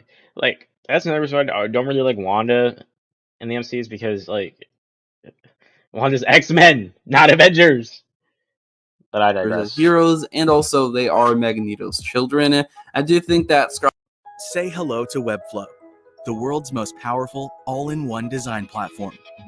Experience the flexibility of HTML, CSS, and JavaScript in a 100% visual canvas. Craft precise website interactions and animations, all while Webflow writes clean, semantic code for you. Scarlet Witch wasn't included in the X-Men movies, and Quicksilver was quickly killed off in the MCU because they had some sort of agreement where the X-Men movies would use Quicksilver and the MCU would use Scarlet Witch. So here they could just use both. Scarlet Witch is a part of the X-Men movies, but also Quicksilver doesn't need to die. The Fantastic Four would head to space in this movie, basically filling in the Guardian space side of the universe role of the MCU, and focusing on the Fantastic Four's adventure elements. They go to space, they go to other dimensions, they're not just stuck on Earth.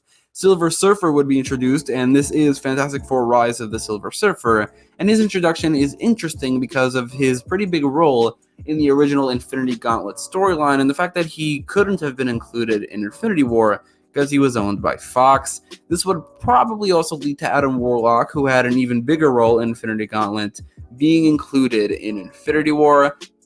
Galactus wouldn't be the main villain in this movie, unlike the real-life Rise of the Silver Surfer. Instead, I would have Super Skrull be involved, because it's a cool villain. Could be interesting. Yeah. The next movie is The Wolverine, coming out in 2014, or it would have come out in 2014 in this alternate universe. It doesn't really need to be different from the 2013 The Wolverine, but the only big difference being that Logan would get his yellow and blue costume, because I do think that if he's in the MCU doesn't really shy away from their comic book costumes. In fact, they have like the actual 100% comic accurate costumes, like a lot, mostly as a joke.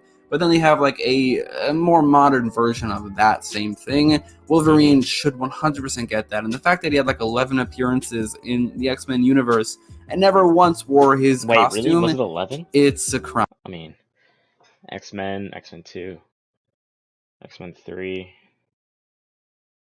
Then you have his trilogy. So 6. And then you have the cameos in First Class and Apocalypse. They had Days of Future Past. That's 9. What? I guess he means 11 in this case. I was about to say. Crying shame. Okay. Avengers: Age of Ultron is the next movie, and it would be a bit different. For instance, Scarlet Witch and Quicksilver are not included because they're currently still on the X-Men side of things. Instead, we could add Ant-Man and the Wasp to this team because they aren't getting their own movies either. But Ultron would be the same. I mean, a lot of it would still be the same. The collateral damage aspect of it would be a bit minimized because, as you'll soon see, it doesn't really lead to anything. But a lot of it would still be very similar. And the final movie of Phase 2 is Deadpool, which came out in 2015, and it is coming out in 2015 in this universe as well. Deadpool basically exploded in popularity because of his movie, which was very successful, but he was a decently popular character even prior to it. There's a reason the movie got made. A lot of people clamored for it after the leaked footage got released. He got his own video game as well. I mean, he isn't at Spider-Man's level or anything, but he was always a popular character. And I think that they would have made this movie here. Maybe not rated R, maybe rated R. It doesn't really matter for the purposes of this video, but it would basically the same thing, just more references to the Avengers and Spider-Man, not just the X-Men. I also want to mention, because this is the end of Phase 2, and that movie would be 2015, since Daredevil started in 2015, I do think that the movie rights probably wouldn't affect the Marvel Netflix universe. Hold on, I'm about to read something real quick.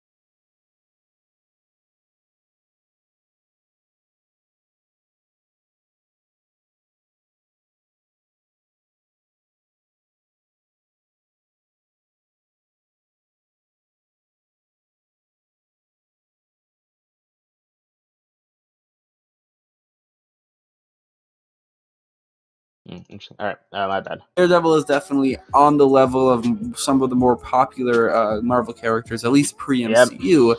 But I still think that he probably would have gotten a TV show. He is more suited for the TV show role. I mean, Marvel did have the rights to it, and they did a TV show in 2015 anyway. So I Yes, think that sir, the they Marvel did. Netflix shows would And it probably was be the best the Marvel exact show ever. same Best superhero and show lead ever. up to the Defenders like they did in the real world.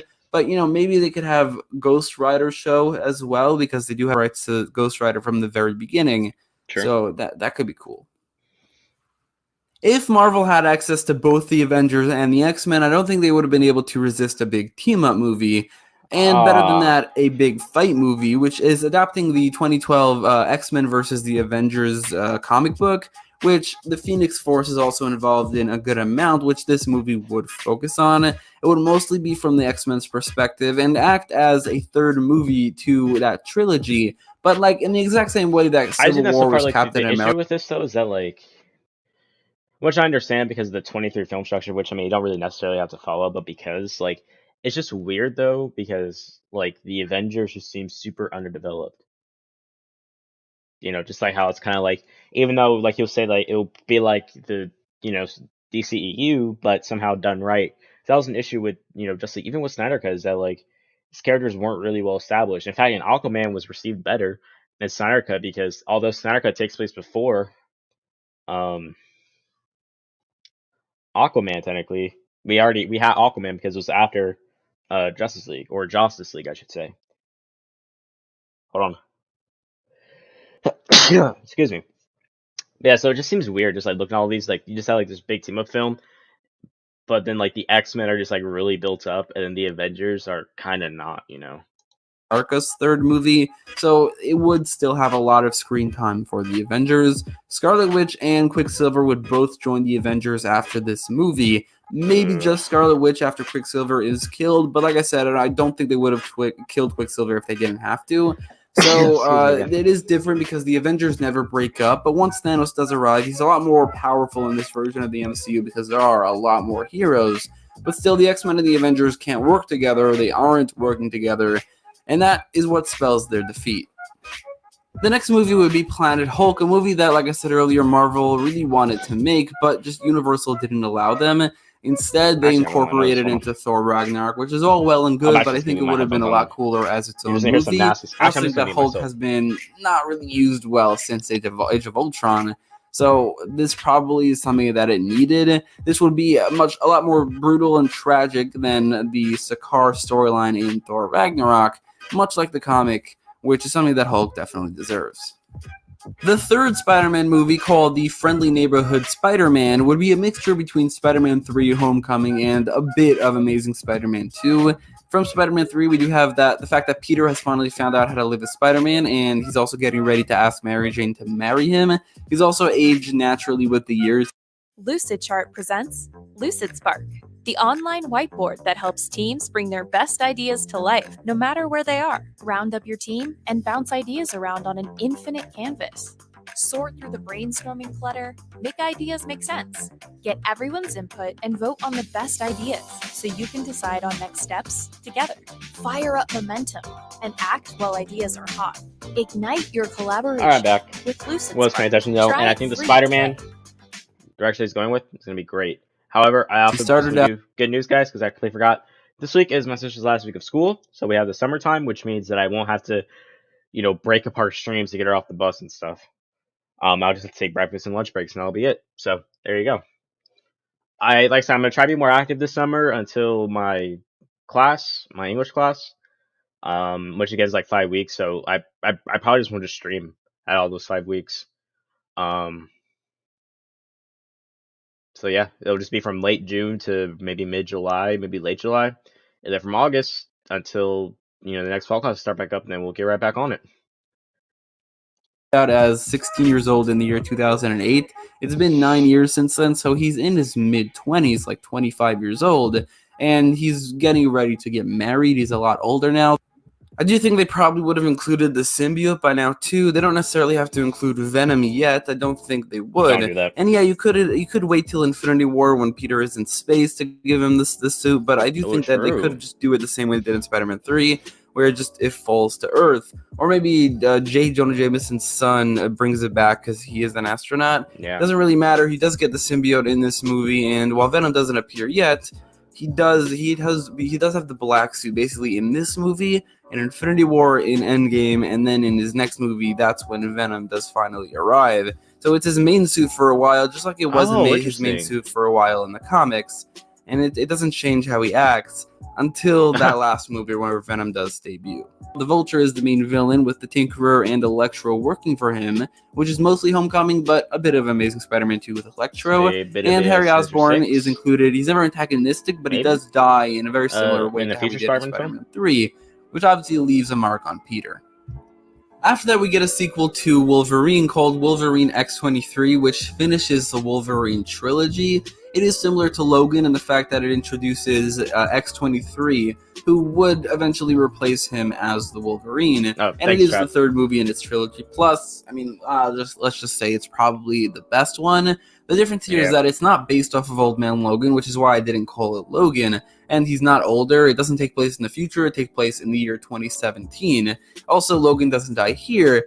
But I do think that he is a contender for like the Iron Man / Black Widow roles, or even like Gamora, of dying in Infinity War / Endgame. It's like between him, Hulk, and maybe even Spider-Man.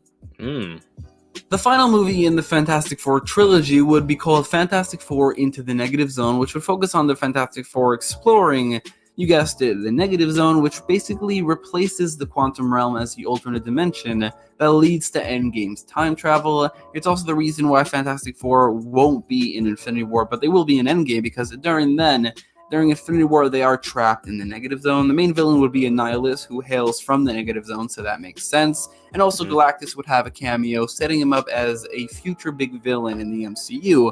But this will be the final Fantastic Four movie. There aren't going to be any more Fantastic Four movies going forward, even in like Phase 4 or in the future. But they could still appear here or there. I don't think anybody expected Black Panther to make $1 billion, but I do think that Marvel wanted to make this movie regardless. I thought he was going to say, I don't think anyone was expecting for me to include Black Panther. Holy shit. They would be like, oh man, Black Panther might be like, oh man, this dude thought Black Panther was going to be trash. No, I didn't, trust me. That's my bad. I thought he was going to say, because I wasn't expecting it. In fact, that it completely crossed my mind. Oh man.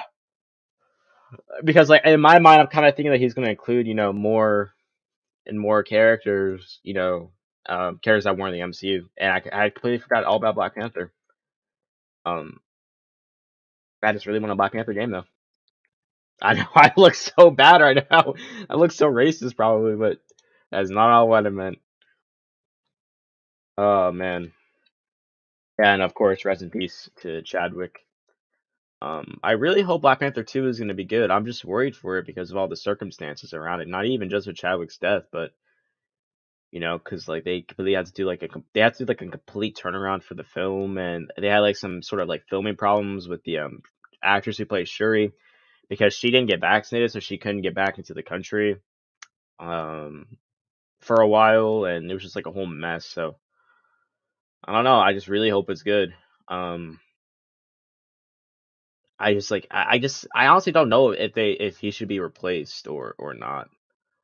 But I think when it comes down to it, like I would say replace him, because Chadwick did say that he if something were to happen, then he would want Black Panther to keep going on, even if that means that someone has to replace him. So they could just do like the multiverse thing. They could still have T'Challa, who would just look different. He'll be a different variant, just like Toby and Andrew and Tom Holland are. They're all Peter Parker. They just look different. So they could just do that. Of whether they had all their other characters or not, if nothing else, just for the representation, but also it does a great job at setting up the setting of Infinity War, or a large portion of Infinity War. The biggest difference here is that because the X-Men are included, Wakanda was probably like the Wakanda and Titan battles, man, like they were probably like some of like the best final battles that we've gotten.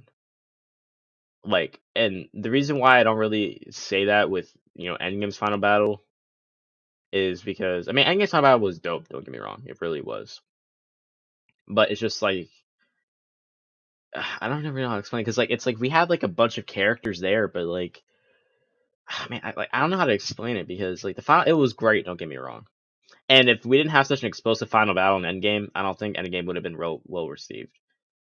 which a lot of people are now starting to say that it wasn't really that good. It is overrated because it's really just an experience. It's not. It's like it's a fantastic experience, just like No Way Home. Fantastic experience, but not a great movie.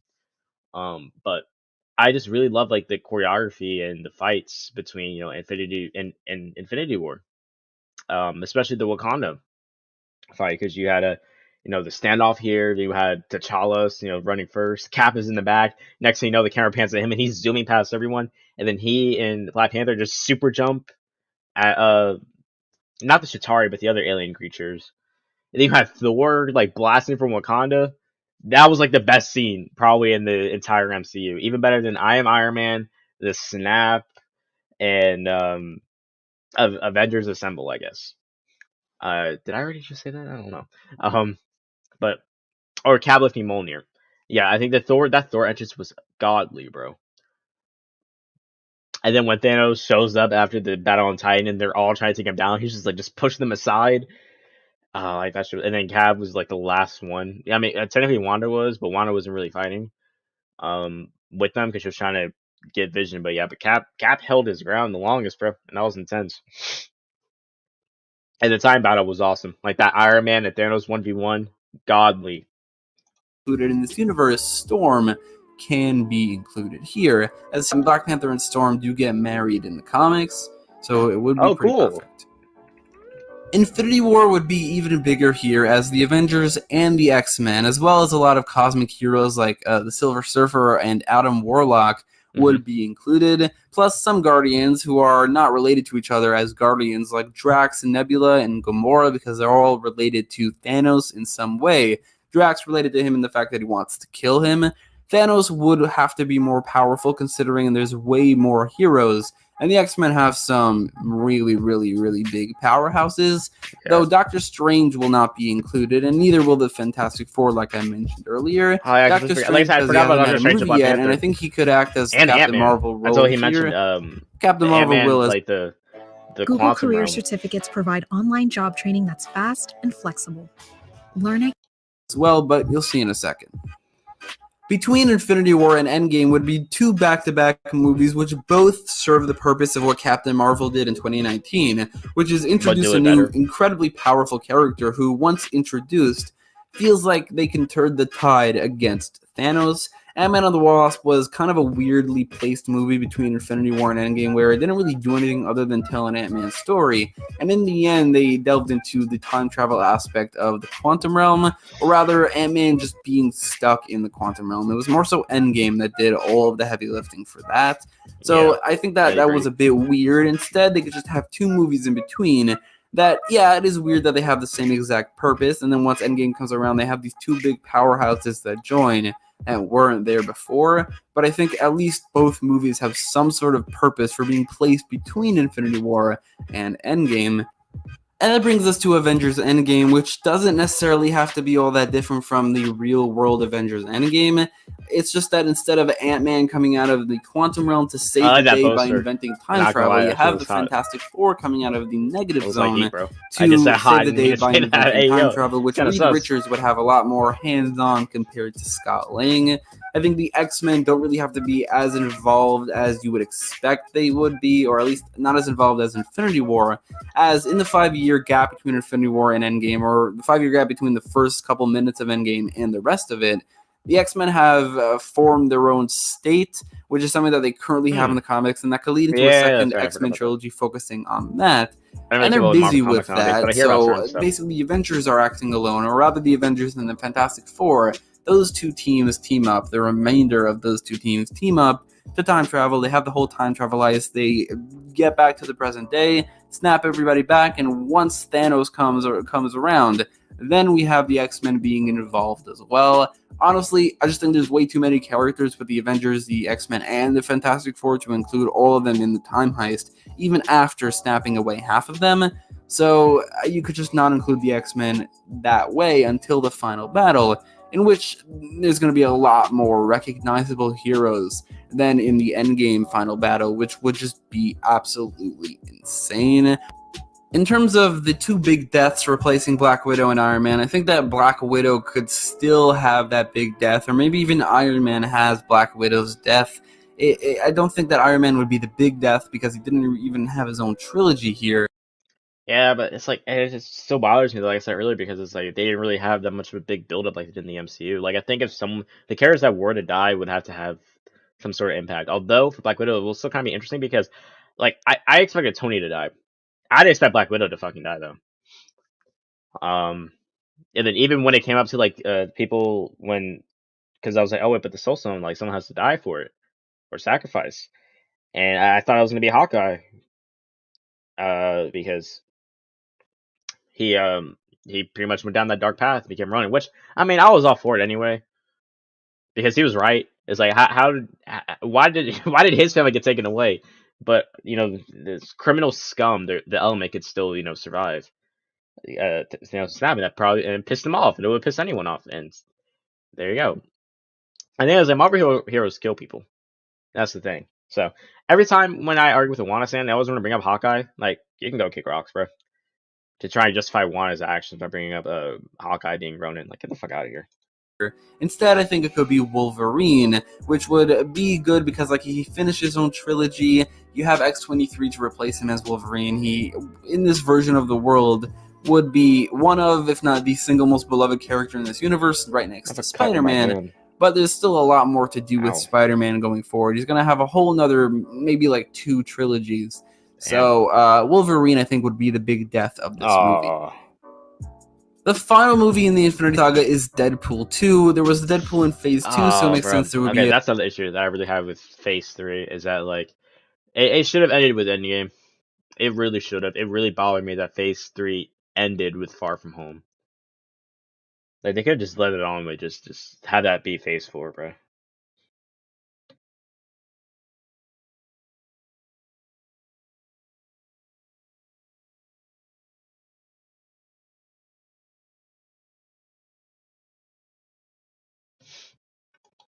a sequel in Phase 3, which is 4 years later. The first one was successful, so there will be a second one. But that is the end of the Infinity Saga. Phase 4 could have things like maybe they could introduce the Guardians of the Galaxy, a second Spider-Man trilogy, maybe a Thor movie, an Iron Man movie, a Captain America movie. That's when you get more creative because although I mean, 2021 had 10 movies / TV shows. So you could fit a lot of things in there, especially since they already introduced a lot of the heavy hitters. You could get into, you could get a little bit more creative there. I don't think that Shang-Chi or the Eternals would be debuting anytime soon. But, even that they could get to. There's 10 franchises in 1 year. So you could do a lot with Phase 4 of the MCU. But that's it for this video. This is what I think that the MCU would have looked Phase 4, I don't, like, the multiverse stuff is cool and all, don't get me wrong. That's why I'm talking about the Doctor Strange review. But it's like with the multiverse, though, it feels like they're not really doing anything. Because the main heavy hitter multiverse films were No Way Home and Doctor Strange. When it came to the multiverse, we didn't really get to see much of the multiverse. And we saw him going through different multiverses for like a split for like seconds. And that was pretty cool because the effects were trippy, but it wasn't really nothing special. Then you had the Earth with the Illuminati, and the Illuminati sucked ass. They had the Sinister Strange, and he sucked ass too. The Strange from What If, and they fucking killed his character, and that pissed me off.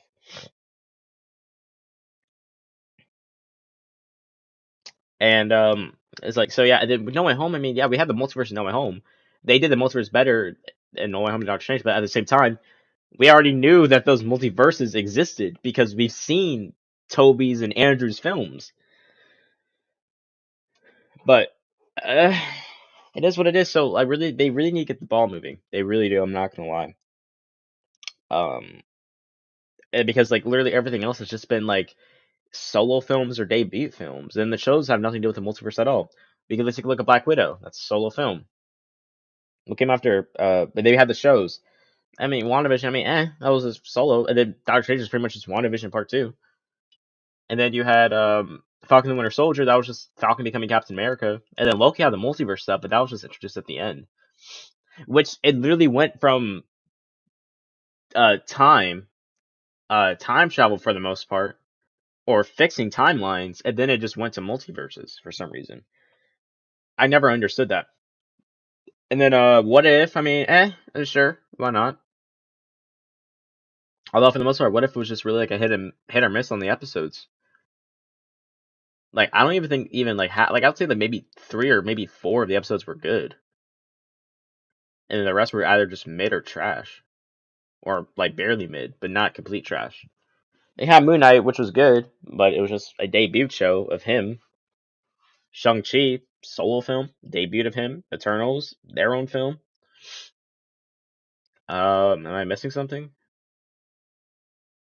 Hawkeye was just the debut of, Kate Bishop. And he's a ground hero, so they definitely weren't doing anything with the multiverse about him. And I think it just said everything. So I was like, I don't know, man. Because Phase 4 is pretty much going to end soon, I think. For the most part. Because if we look at that one video, let me see if I can find it. I think it was like, what, Marvel goes to the movies or something?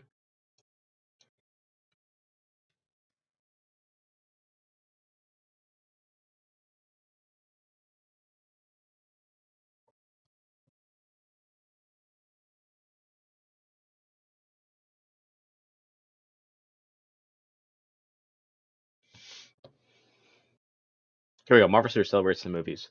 Which I did react to on my old channel.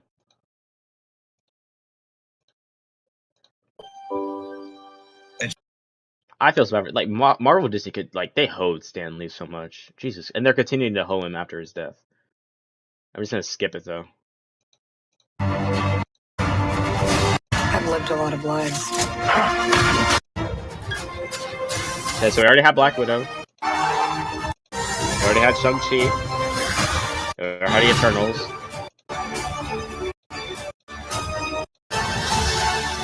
Spider-Man, we already had Doctor Strange. We got Thor coming up next that comes out in July.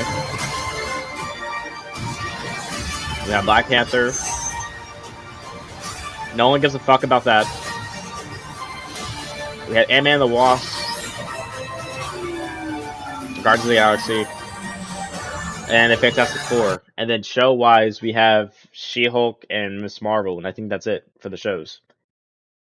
Because I know Loki, we're supposed to be getting a season 2 of Loki and What If, but I don't know if they're coming out this year. Or in this phase. And to be honest, I mean, that 4 could probably just be Captain America 4 with Sam Wilson, because they want to do that. But yeah, but we're pretty much like just about halfway through the phase, and we haven't. And for the most part, I mean, if we take a look, Thor's not gonna do anything with the multiverse. Black Panther's not gonna do with the multiverse. Even now that the film is taking a complete different turn, this definitely won't be a part of the multiverse, and then She-Hulk definitely won't be, and neither will Miss Marvel. Now this might be might be some of the multiverse. I'm not too sure. It's probably just something with the quantum realm, though, if we're being honest. And this probably won't have anything to do with the multiverse either. And this probably won't either. Even if it is Fantastic Four or Captain America 4. So, yeah, not gonna lie. Out of all the phases, Phase 4 is my least favorite, bro. It's my least favorite. Just being honest. I think it is, without a doubt, the worst MCU phase that we have gotten. Even though we have had some heat. But, I mean, you can take a look at Phase 2, and Phase 2 was pretty much, it was my least favorite until we had Phase 4. Even though we had shit like, Guardians of the Galaxy and, The Winter Soldier. And The Winter Soldier was fucking godly.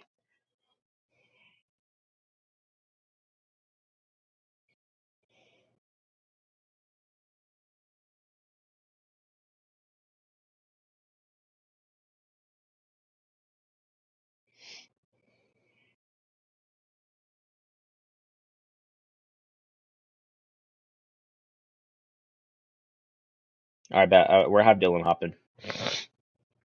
And also, chat, tell me your thoughts, though. Tell me your thoughts.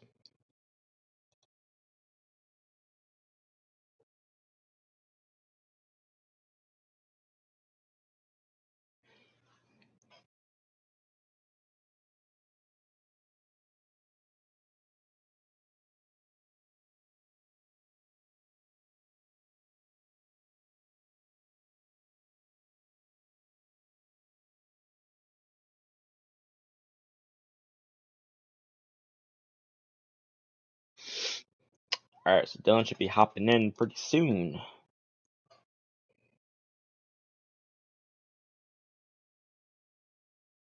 Yeah, tell me your thoughts, Chuck. What do you guys think?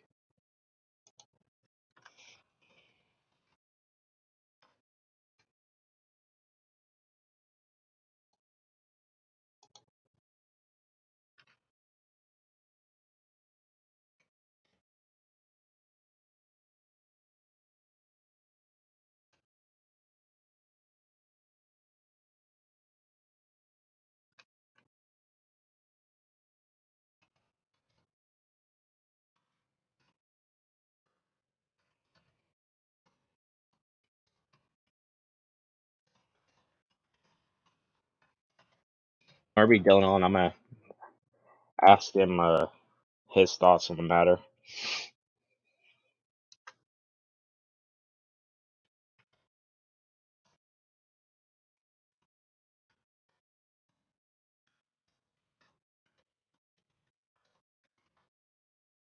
In the meantime, though, I am also gonna pull up the Sonic Frontiers gameplay. I might also talk a little bit about the Gotham Knights and the Game Awards before he goes to work. I think he has to go to work at like 2 or something. So I'll probably get. We're still gonna shoot Spider-Man though. It might just be like a short, I don't know, like 2.5 hours from now.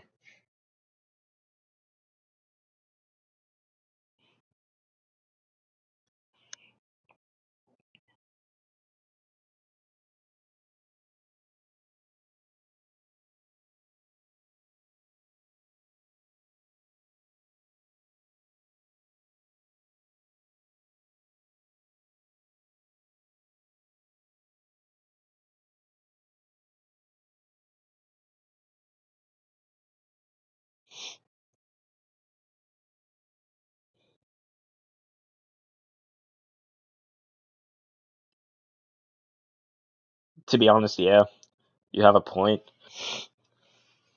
Honestly, this fist was pretty whack, but I think it might be better than 2. I don't know yet though, because Winter Soldier and Guardians of the Galaxy. Yeah, like that's what I'm saying. I mean, I never really had a problem with Iron Man 2 or 3. Although I can understand people's frustrations with it. I have the same problems with it, but it's like, I mean, there's worse though, so it doesn't really bother me that much. But yeah, because the thing with Phase 4 is like even like the best films, like you have Shang-Chi. Shang-Chi was good, but like I can't like really put it in S or A because there was nothing really special about it. Besides, I guess the choreography was pretty good, so I might give it like an A minus or a B plus based on that. Other than that, though, there wasn't really anything special. And you had No Way Home, which people dick ride a lot because it brought back basically people's childhoods for the most part, for most Spider-Man fans. Yeah, I just had like a bunch of fan service and nostalgia, but at the same time, and I mean the plot did what it was supposed to do. It's just like the writing was just so bad in certain points. And then I might also have to deal with Doctor Strange before I talk to the others because if I say what I'm thinking about Doctor Strange now, they're gonna get pissed off at me. But here's Dylan. Dylan, stop. All right. Join Oh, in? yeah. I went to text Ethan because I was texting Ethan even though he was grounded for a bunch of other shit. Like I told him that Star Wars, and then I went to go text him about something, and then I saw that he was online on Snapchat. I'm like, hey yo, did he get his shit back? He probably did because he probably gonna need it for work. But I think because last time he would text you on Nolan's phone though, right? Yeah, last time at work he sent me a snap on Nolan's phone, but I haven't talked to Ethan since then. So gotcha. But yeah, because I don't know, like I feel like they might give him back his phone at some point, but I think they might. Well, I mean, yeah, obviously they might not. Now they give think him about his it back at some point. Yeah, but now I think about it, like, what if they like give him back his PlayStation, but he can't take it to JMU with him though? I just realized That'll be tough, my boy. Yeah, that would suck. That would suck. Holy shit! But the reason why I rewatched Doctor Strange for a third time because the first time I watched it and I liked it, and then I watched it the second time, and then of course I had my problems with it. And then so I rewatched it the third time with the problems that I had kept in mind. And I gotta be honest, I think I hate the film. Bruh, my dude just come out straight like, I hate the film. I think I might hate the film, honestly. And I'm scared that when we review it with Kaylee and Hannah, and when I tell them that, they're gonna get pissed off at me. Bruh. Now this is what you do. This is Bruh, what it's you do. just like This is what you do. This is what you should have did for the third time. You should have went in the third time not with all the problems in mind, but probably with a neutral mindset. Like after seeing the film 2 times, thinking about the pros and the cons, all the good things and the bad things about the movie, and then going the third time as neutral as you could, and then decide from there. Because I feel like if you go into watching a movie like a third time with the preconceived notion of here's all the problems with the film, you're probably setting yourself up to dislike it. Yeah. Just like if you were to say, exactly. and if you do the opposite of it, where you go in the film thinking about all the good things about it from the first and second time you've already watched it, I think you're swinging yourself to one side. I think you should have won the movie. I did. The That's third what time happened. at least. What? That's literally what happened. Because like the second time I watched it, I still had like some of the problems, but it's like they didn't really like strike me as hard until I watched the second time, and then they kind of grew on me a little bit. And then I watched it third time, I'm like, okay, this really fucking bothers me now. Yeah. Holy shit. Yeah, because I feel like if you, I hate it though, but I don't think you hate the film. I think you more so just hate portions of it.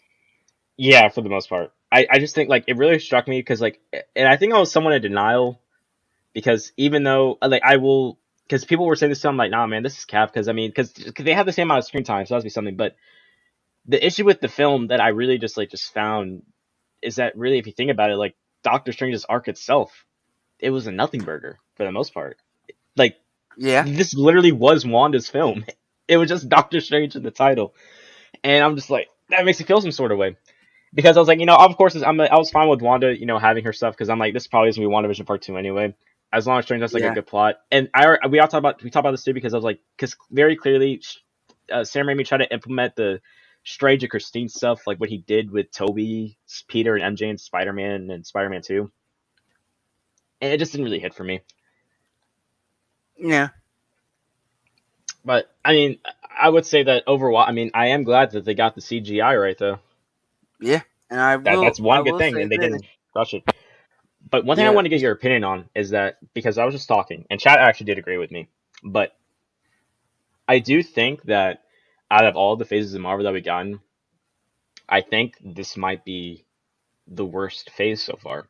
And the reason why is because, of course, they're setting up, and I'm going to pull up the video like the show that they showed us, because how they're kind of like... up for jack shit. Yeah, because they're doing like, they're trying to do like the multiverse stuff, right? Yeah, but if you think about it, like the multiverse stuff has only been in No Way Home and Doctor Strange. And if we're gonna be honest, the multiverse stuff in Doctor Strange was disappointing. And with No Way Home, we knew that Toby and Andrew's universe already existed because we've seen those movies before. And then all the other films and shows were really they were like solo films or debut, like Black Widow, Shang-Chi, Eternals. And then we have Thor coming up. I don't think Thor's into the multiverse. No, the Marvels, that feels like that's more in the Guardians of the Galaxy realm right now. Yeah, I think so, but it might not be either. Yeah, it could be though. I was kind of thinking Ant-Man and the Wasp, even though because they're gonna be in the quantum realm, but the quantum realm really focuses more on time travel, and not really which is something that bothered me with Loki, because Loki did do the multiverse thing at the end, but it's like the premise of the show. How do we go from time traveling to the end of the episode being about the multiverse? Like that makes no sense. And then with the other shows, Wanda, that was a solo show. Falcon the Winter Soldier, that was about Falcon becoming the next Captain America. Moon Knight was a debut show. And they had She-Hulk and Miss Marvel, and then Hawkeye and multiverse show. No. Yeah, I'm telling you, like, there's like no direction. Yeah, there's really no direction going on. It's like they have a plan, but the plan they're trying to execute it. Yeah, it's like the plan that they got, they're trying to execute it in so many different ways. While at the same time, it's like they're trying to execute a multiverse while also trying to introduce these new people for this next phase, and it's just not working. Like, you can't introduce people in the middle of you trying to work out a plan like a multiverse. You should have, what they should have did would have been introduce all the new people for this next phase first, and then work into the multiverse over doing multiverse and introducing the new people at the same time. Especially when you have films like Black Widow and Hawkeye, or the show Hawkeye, which should have been movies in the very first phase when you're introducing Iron Yeah. Man and Thor and Hulk. Especially in Black Widow, the thing with Yeah. Black Widow that a lot of people don't like, even people who do like the film, one thing that just that doesn't hit home with people is that it's set after the facts of Civil War because she died Yeah. in Endgame. It's like It's like, no, this should have been an origin film for Black Widow. This should have been back when you were first introducing her. If you're gonna do an Avengers and you're gonna be doing origin shit for them, that should have been back before they became a group. Yep, and if we're gonna be honest, because they are gonna start with the new Avengers storyline, and one issue, we're not even gonna talk about the new Avengers, but what we need is we need a new face for Marvel, because the thing is, what really made Yeah. Marvel was RDJ's Iron Man. We don't really have a character with that. I mean, I guess Spider-Man could be that presence now that he's mature now. But it's like, I don't know. I mean, I honestly thought it maybe could have been Doctor Strange, but they treated him like shit in his own movie. Yeah. So it's like I don't know who it's really gonna be. And then I mean, you have like the next Avengers, and like the really remaining members are just what, Thor and Hawkeye. I mean, they have Hulk, Yeah. but they trashed Hulk, so no one really cares for Hulk. So it is what it is. Which I don't really blame them for that. That's because like Universal won't let them use Hulk. Which I don't understand why Yeah. they just don't buy Hulk from them like they did with, the X-Men. And that's another thing. It's like we're supposed to get the X-Men and the Fantastic Four at some point. And it's like, bro, like when are we getting that? And the reason why, like, they have to put the X-Men in at some point, because when we take a look at Logan, because we have the MCU has that time jump from Endgame to where Yeah. it's like set in 2023. Well, Logan takes place in 2029, where all the mutants died in the film, and then Charles died in the middle of the film, and then Wolverine died at the end. So depending on how if they're gonna do it with the actual X-Men and that timeline, they're gonna have to do something quick. They will most definitely have to. Yeah. But yeah, it just seems like we're just really getting nothing for the most part. And it's just like, this is just kind of like a break phase. So, my opinion, I do feel like so far, even looking to the future films, like, because it's not really leading to anything. Because I mean, even with the Phase 1 and Phase 2, because obviously Phase 3 was Thanos, but we could still feel Yeah. Thanos' presence, leading up until the end. I think Yeah, right. Like you felt Endgame something movie was supposed to be happening with Kang. them. Yeah, exactly. With Avengers, There's at and least even some Age of Ultron. mention of him or showcasing of him in most films, Yep. even if they never explicitly said his name or showed him. You could at least figure out who they were implying they were talking about. So Yeah, and he it's also just even a had weird his comment. cameos in the first Avengers and the second Avengers, and I think in Guardians of the Galaxy. But it's like they have really. I don't really think, because if you really think about it, because from what they've shown us is that their last film was just it was a 4, because I think we have, because next up we have Thor, and then Black Panther, and then the Marvels, and then Guardians of the Galaxy, and then Ant-Man and the Wasp. No, Ant-Man and the Wasp, and then Guardians, and then they showed a 4, and people say that might be Fantastic Four. I'm gonna be honest, like, they might have just hoed everyone and tricked us, and that would just be Captain America 4. I'm gonna be real. They probably would do Let's something like Captain that. America 4 and not some shit like Not Fantastic Fantastic 4. I'm throwing hands with everyone. in Like, Marvel here's the Studios. thing, bro, because I just watched a video of something in the stream, and it's like they make a good point, because like when it came to like a lot of the characters in the MCU, it's like Iron Man, for example, he was a B-lister. You had Spider-Man and Wolverine, they were popular, and a really popular team, probably even more popular than the Avengers at one point, were the Fantastic Four. Yeah. They suffer from bad movies, and no one gives a shit about them anymore. That's why, if the rumor is, if Insomniac is making a multiplayer-based Marvel game, and if it is Fantastic Four, then Fantastic Four might get its respect back. Yeah, might get something. Kind of like what they did with Miles, because I mean, with Miles, they made Miles in the comics. He was just a black Peter Parker, and then you had Into the Spider-Verse, and then Miles Morales, and kaboom. Yeah, you're not Fixed his wrong. character Actually, right they up. did just make him a Black Peter Parker to start They off. really did. Although there was actually one comic storyline I did like him, but and then the Spider-Verse stuff, when the premise was on Peter Parker. But other than that, I didn't really enjoy Miles that much. Yeah, and another thing that we can really face is that, because I mean, I can't really say that like all the films so far in here, I can't really say that I have enjoyed the films solely for the story. Oh, 100% definitely for the nah. story. Because yeah, especially No Way Home. Because No Way Home has like really bad writing. It's peak experience though, but it just doesn't have peak writing. But it's still a fun movie though. But yeah, Yeah, the overall, it's writing like a though, fun movie. Yeah, it's pretty good, but story. yeah, but like story no. Like the plot did what it needed to do, which was to evolve Peter Spider-Man, which they did do that well. It's just that like, and another thing that I mentioned with No Way Home is that like I hate the fact that I pretty much have to watch No Way Home. In order to watch No Way Home and see Peter's growth, I have to sit through fucking Homecoming and Far From Home. It just bothers me. Because Yeah. if we could take a look at the other Spider-Man movies, where they, both Tobey and Andrew, they had consistent growth throughout their movies, which Tom really they never really gave him his, unless other in the Avengers films, which is why in Civil War he was my favorite. But yeah, I don't know. I just don't know how I feel about this phase, and I could probably comfortably say that Yeah. maybe future films they could also probably potentially suck. Because yeah, Thor. I mean, Thor could really honestly be a hit or a miss, as we've seen in the past Thor movies.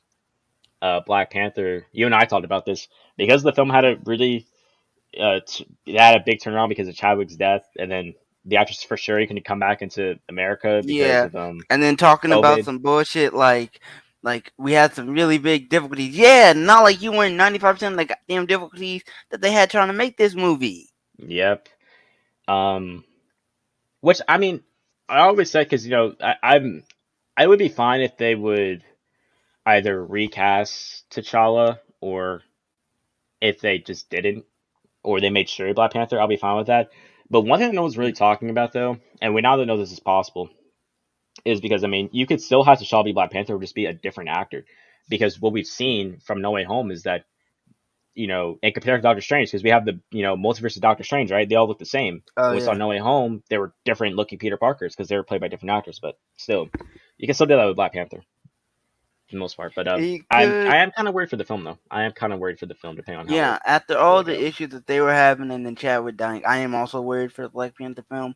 I don't think it's gonna be like a terrible film, but it's It's not definitely included from the looking a first little one. scary. Yeah, Yeah. and then you have fucking the Marvels, which I'm gonna be real. I might honestly skip. I might skip this one. I'm gonna Which be one? real. I might skip it. The shit with Captain Marvel and Miss Marvel, I might skip that one, depending on how they treat her in the show. Because Miss Marvel, man, like they need to do something around Miss Marvel because her comics, like they kept rebooting her to try and make her better, but honestly, they really just made her worse and worse. And then the Avengers game fucked her over real bad. Oh yeah, Avengers said no. That was bad. So with this show, they need to do her good because this might be the last straw for some people. They had Ant-Man and the Yeah. Wasp. I mean, I liked the first Ant-Man film. I didn't like the second one though. That was the one that took place in between Infinity War and Endgame. Yeah, I enjoyed it. I think it was all I'll be right right. Yeah, I think I kind of enjoyed the second Ant-Man film. And I think overall it was an alright film. Overall, so.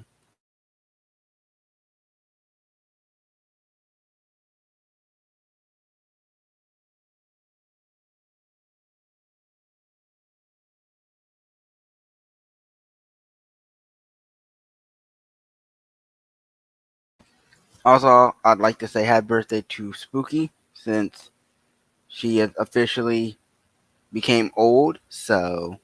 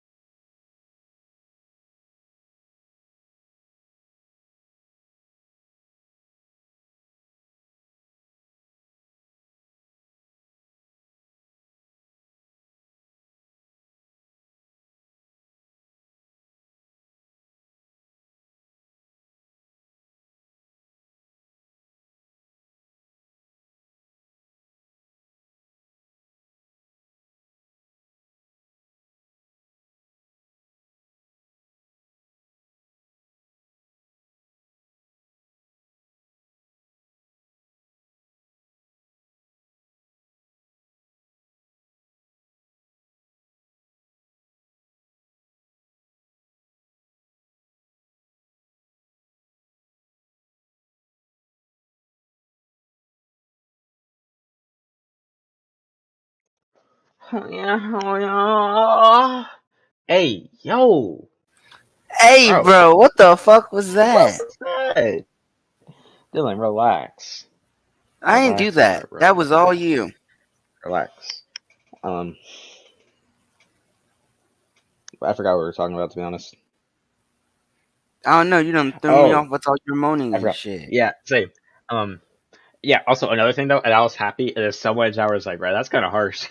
Because John Watts, the guy who made the Spider-Man, MC Spider-Man films, supposedly he was going to do the Fantastic Four, and then he stepped down, and I was like, yes. He's not actually, he's actually a pretty good director. I just don't think he's not good at directing Spider-Man. That's just me. Oh, no, definitely not. But I was wondering, did you see the Sonic Frontiers gameplay that came out recently? I did not. I've been hearing about it, but I have not seen it. Okay. Well, I'm going to show you the first 20 seconds because I'm not going to lie. Like, it looks good. There's still some more work to be done. But it's like, so he's like, Sonic's basically like on this fucking island. And it looks weird though, because it looks like it's like imagine a map and you just have just Sonic and like Sonic like items just placed there. Like they're like kind of like rails just like hanging in the air, not attached to anything. So it looks kind of weird. It threw a lot of people off, but visually though, it looks good. I'm not gonna lie, it does look good. But they released like this 20-second gameplay, and this should get like, and they didn't even show us any of this gameplay. They just must show like some free roam gameplay. But I'm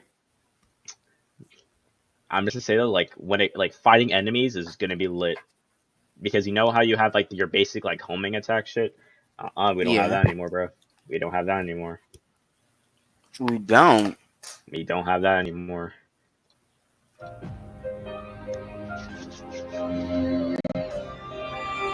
Like I got hyped when I saw this shit.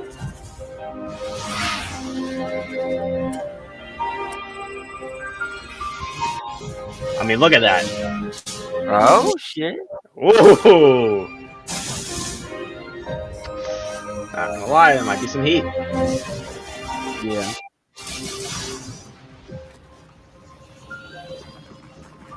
Someone tells me that symbol means. But I was wondering, do you think it will be at the Summer Game Fest?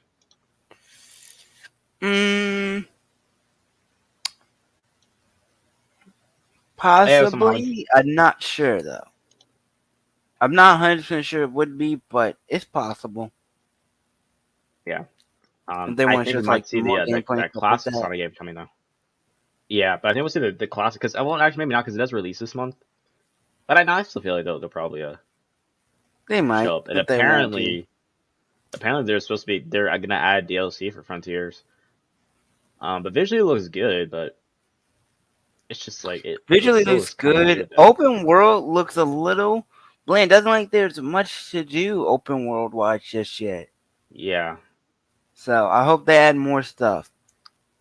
Yeah, like the set pieces look a little bit out of whack for the most part, but it is like, I really hope they take full advantage of doing an open world Sonic game for the first time, because there's so much you can do with that. Like treat it like Batman Arkham or Spider-Man for the most part, or like Ghost of Tsushima or Breath of the Wild. Put like a bunch of side quests in there. But I'm also interested in seeing what the story is. Like that's really what I'm also interested in seeing. Yeah, but like they really just showed us a 7-minute gameplay, and there's just nothing but free roam. There was some cool stuff though, like you can like run up walls and stuff, which is, I mean, it's kind of cool. But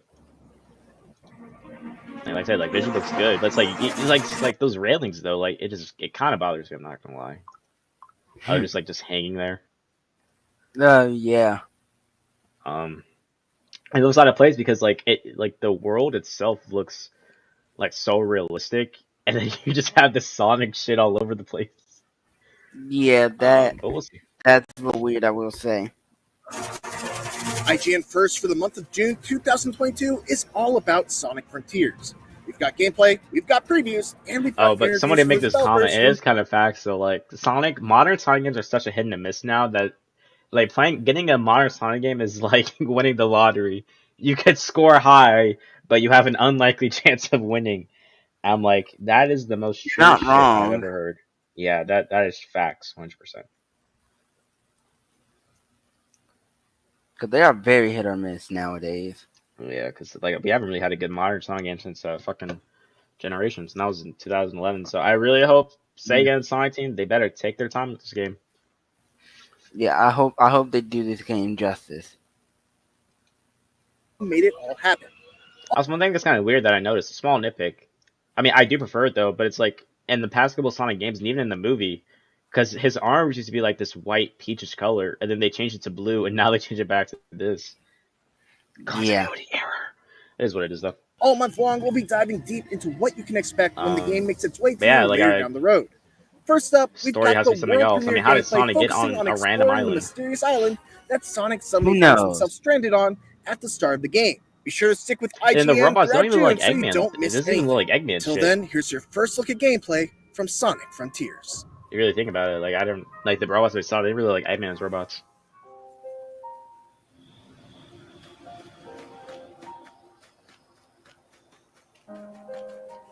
Yeah, but who are we gonna start calling this game Breath of the Wild, but it's Sonic the Hedgehog? I can already see it.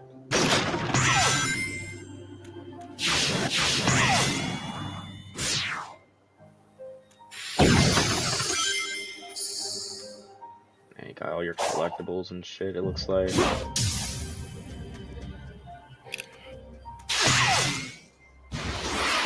And that part looks cool. But it's kind of weird because you can also climb those walls. They're gonna show it later too. You can climb the walls like Sonic is Spider-Man. I'm like, what? It looks weird. That was their new red coins or some bullshit like that. What the fuck? I guess because they have the gold coins. I just don't know like what those collectibles are. Like I'm assuming like what it is though, because this stuff looks like really like I don't know like tech / spiritually force type bullshit type thing. Where like you'll need it kind of like in Unleashed where you had to unlock like day coins or like the night coins to unlock the day or night stages. That's what I'm thinking at least. But I did see like some gold coins. And they had like there's also like these like weird heart things. Is this what are they gonna do it? Like what is that? I was playing Sonic, not Spider-Man. Yeah, but like I said, visually like it looks great. Looks beautiful, in fact.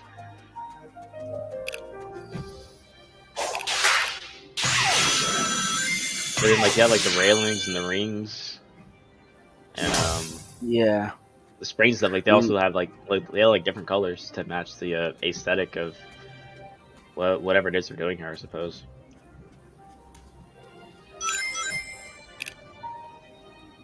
Yeah, another thing people pointed out was that Sonic feels kind of slow here, but it's also because like the map is kind of big. Yeah, I'm like, this looks like a massive map. Yeah, and it really makes it kind of feels like Sonic might be slow. Another thing that'll be kind of like I feel like what they might do is though, and I don't really want them to. I feel like they might treat this though as like what they do with the other Sonic games, that like you have like a hub world. It'll be like a really small hub world, and then you have like your little stages. Like I feel like stages will still be in this game, but I just feel like this will be just like one big ass hub world, and I don't really want that. Like I'm not really sure if I want stages. Like I kind of want like a really story based game where you have to do stuff all over the map. You know? Yeah. I wish I had some. Where's my homosexual superpowers? You don't get any. Oh, you know what? I need to check on PUBG actually. Oh, boom. Surprised I actually had enough storage to download to have PUBG, Apex, and COD on my phone. I knew I'd have enough for that. No, Ethan's out. Definitely not. Oh, no. He literally probably could not have like any of those games even by itself. Unless they were low graphics. Now, like the railings on the ground, though, I don't really mind that. Like that's yeah, no, that's always been something that's been in like modern Sonic games. I've always known. Like to have them in the air though. I mean, I don't know what the fuck that was. That red spike is there. Also, another thing that's kind of weird is that like it seems like we have infinite boost. Because like it's really hard to tell. I mean, I'm assuming that the game isn't finished because it's supposed to be coming out holiday of this year, so it might be unfinished. That's what we're seeing now. Because I'm like, there's like I really, feel like, like the game is still unfinished, but because I feel like they're probably trying to just put some little touches out. And then Yeah, so much shit. We have infinite boost. Shit, say less.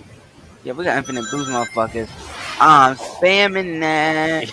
Alright, I'm gonna hold that button and not let go. Yeah. Also, the trick system looks I kind would of take like a he looks brick kind of sick. to it, hold that button down. Fuck Yeah, it. facts. Tape something to it, hold that button down, boom.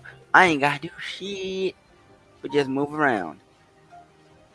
Oh, and then puzzles. I forgot. Yeah, so puzzles will look kind of cool. Yeah. So that'll be kind of neat, I guess.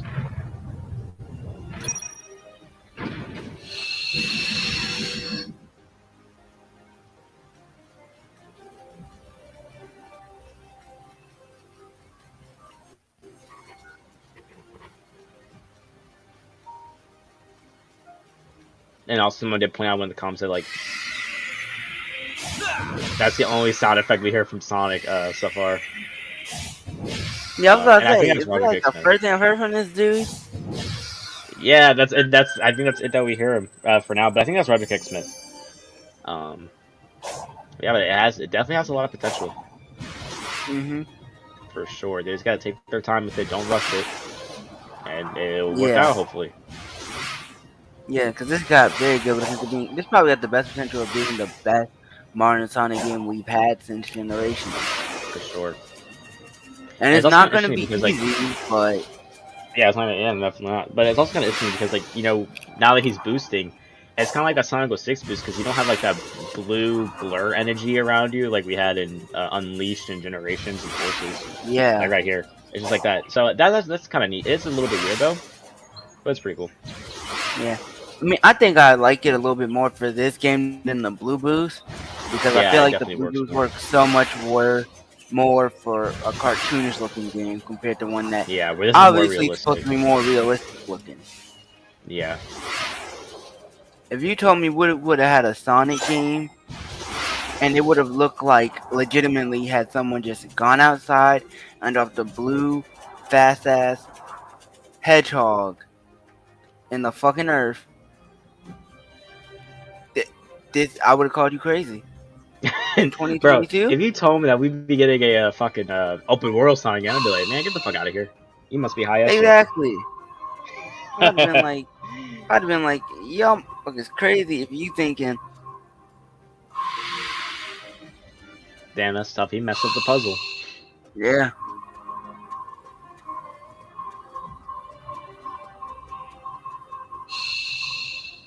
There we go. I guess that's gives you like more collectibles. Yeah, I guess that might tell you where enemies are and stuff like that. Yeah, that's what it is. Yeah, they didn't give us any like enemies gameplay in this one. Yeah. That sucks. And then we have the hamster wheel that they showed us in that 20-second clip. But I'm excited to see how the combat system is. I am too. The new and improved homing attack system, that shit looks pretty clean. Really does. And that's it. Yeah. So yeah, so tons of potential. A lot of potentials. Definitely would like a little bit more stuff in the open world, but from what we've seen, looks pretty nice. Graphics look good. And isn't this supposed to be coming out on last-gen consoles too anyway? Yep, it is. Yeah, so it comes out still PS4, look PS5, that graphically both good. Xboxes, and it also comes out on the Switch. Huh. Yeah, so for it to come out and the graphics to still look pretty solid overall, and I know they're probably showcasing the gameplay on a PS5 or some shit like that, and or yeah, probably maybe. I feel like it might also be switched. It's probably switched. Yeah. So it was officially confirmed. That was confirmed months ago, but we have Gotham Knights, coming up next Thursday, and apparently, they also said that we're getting a couple days ago. They said we're getting some Robin gameplay. So it's probably Robin gameplay at the Summer Game Fest. That's what I'm thinking. Oh shit.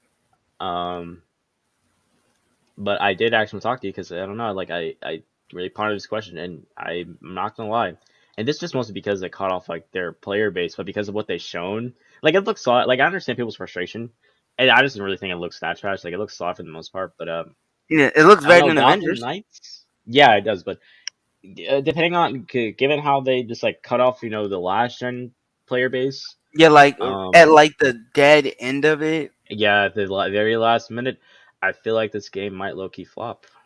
I think it might flop because of that too, because some of the people are going to be mad at him for doing that. Especially if you had a friend who was on a last-gen console you're trying to cross-play with, and now all of a sudden I can't even play with them. Like, let's say it was me and you. Let's say I didn't have my PC. Well, great. Now, me and you were planning on playing the game together while you were on PlayStation, I'm on Xbox One, and now we can't even do that because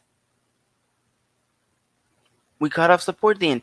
And I feel like they probably cut off support because I think they realized they couldn't do everything they wanted and take advantage of both consoles and port it to Xbox One and PS4 while taking Yeah, because I mean, like looking at the game, it doesn't look like a next-gen only game anyway. Yeah. And if you're telling me it can support the PS5 and Xbox Series X or S, but it can't support the last-gen consoles, that's kind of bullshit. Not gonna lie. I just think it would have just been better received if they had just announced it, because that's why people were finding. They just outright announced it at the beginning. Yeah, and the same with Suicide Squad. They just outright announced it. Because we can look at Suicide Squad, and that was fucking night and day compared to Gotham Knights. Yeah.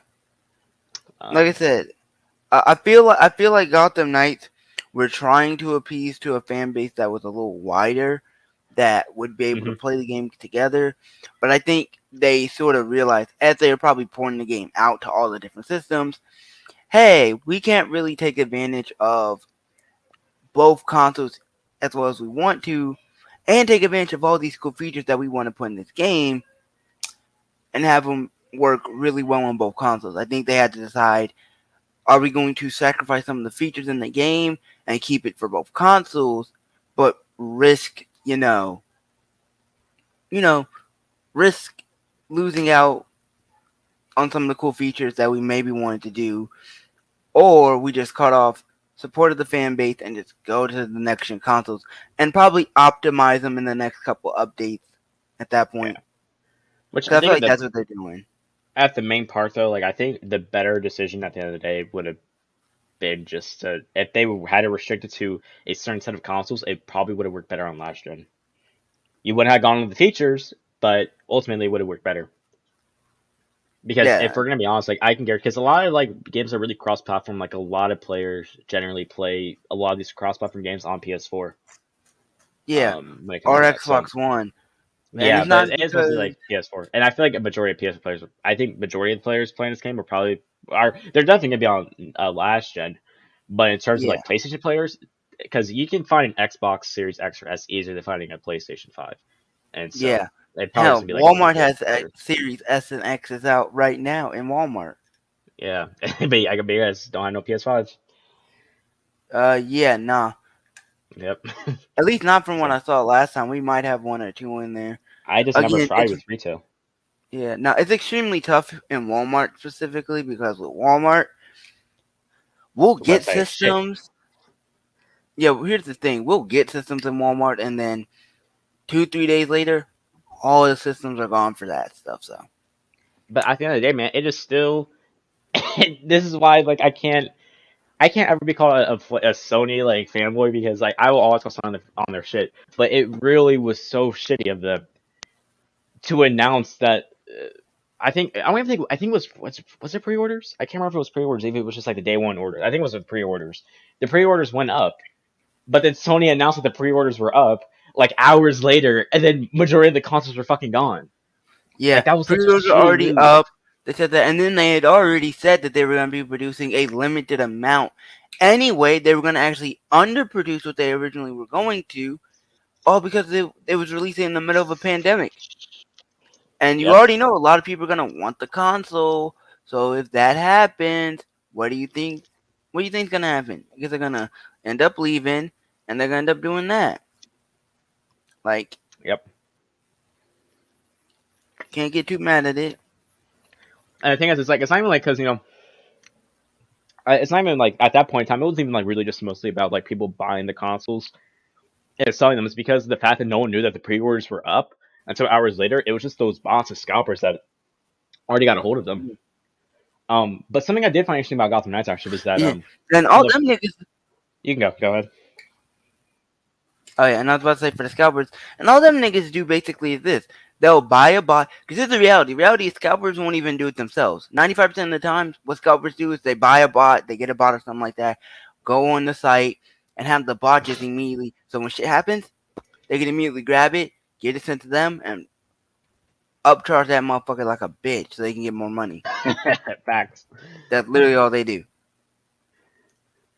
But Back it was with- crazy though, because regarding Gotham Knights though, on the PlayStation Marketplace, it was months ago, and a lot of people didn't know this, and I didn't know this until I saw one video. At some point, I was like, that would actually would have been the perfect time to say it, because apparently, like a couple months ago, on the marketplace, the PlayStation Marketplace, they had Gotham Knights listed, and it said for PS5 only. And people were like, "What the fuck?" Yeah, that would have been the perfect time And to the thing is, announce that. And the thing is, what's crazy is that the developers didn't even like fully announce this though. It was kind of like, which I didn't even catch it the first time watching it, but it's like they slightly threw it out there in the Red Hood Nightwing gameplay, and then it was the news and gaming outlets that pointed this shit out, and people were like, "What the fuck?" Yeah, Like, they try to like sweep it under the rug. Yeah, part of me feels like shareholders got involved. I am not a scalper. Fuck being a scalper, because I don't got that type of money to just I don't have the type of money. B, I don't have the coding experience to just make my own bot or something, because I'm not spending money to buy one. At that point, I just make my own algorithm or AI to fucking do it for me. I ain't got the experience to do it, and I don't really feel like taking the time to do it. Third of all, I'm not spending my time and effort doing that shit. I'm good. I'm good, Chief. Part of me feels like when it came to Gotham Knights' choice on that and why Gotham Knights developers, I'm going to say specifically developers, they themselves probably didn't want to do it, but what probably forced them to do it was shareholders. Part of me feels like someone in the behind the scenes that wasn't the developers had a hand in the decision making for stuff, and developers just were like, we don't want to do it, but they want to do it because they give us the money, so we gotta do it. And it's like, let's see if we can get away with it really, and just avoid any issues, and just pray to God no one notices. And that failed. So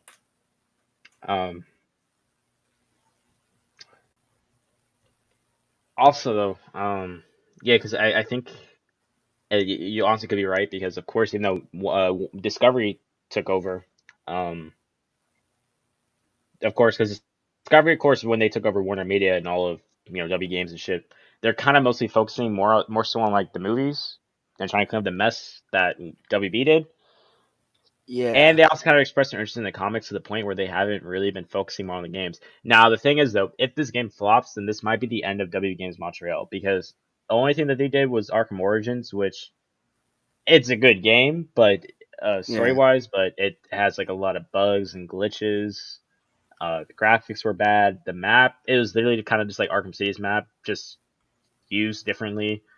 And I'm gonna say it's a shit show, because it is my second favorite Arkham game, and it is for a lot of people. Obviously, of course, Arkham City being the best.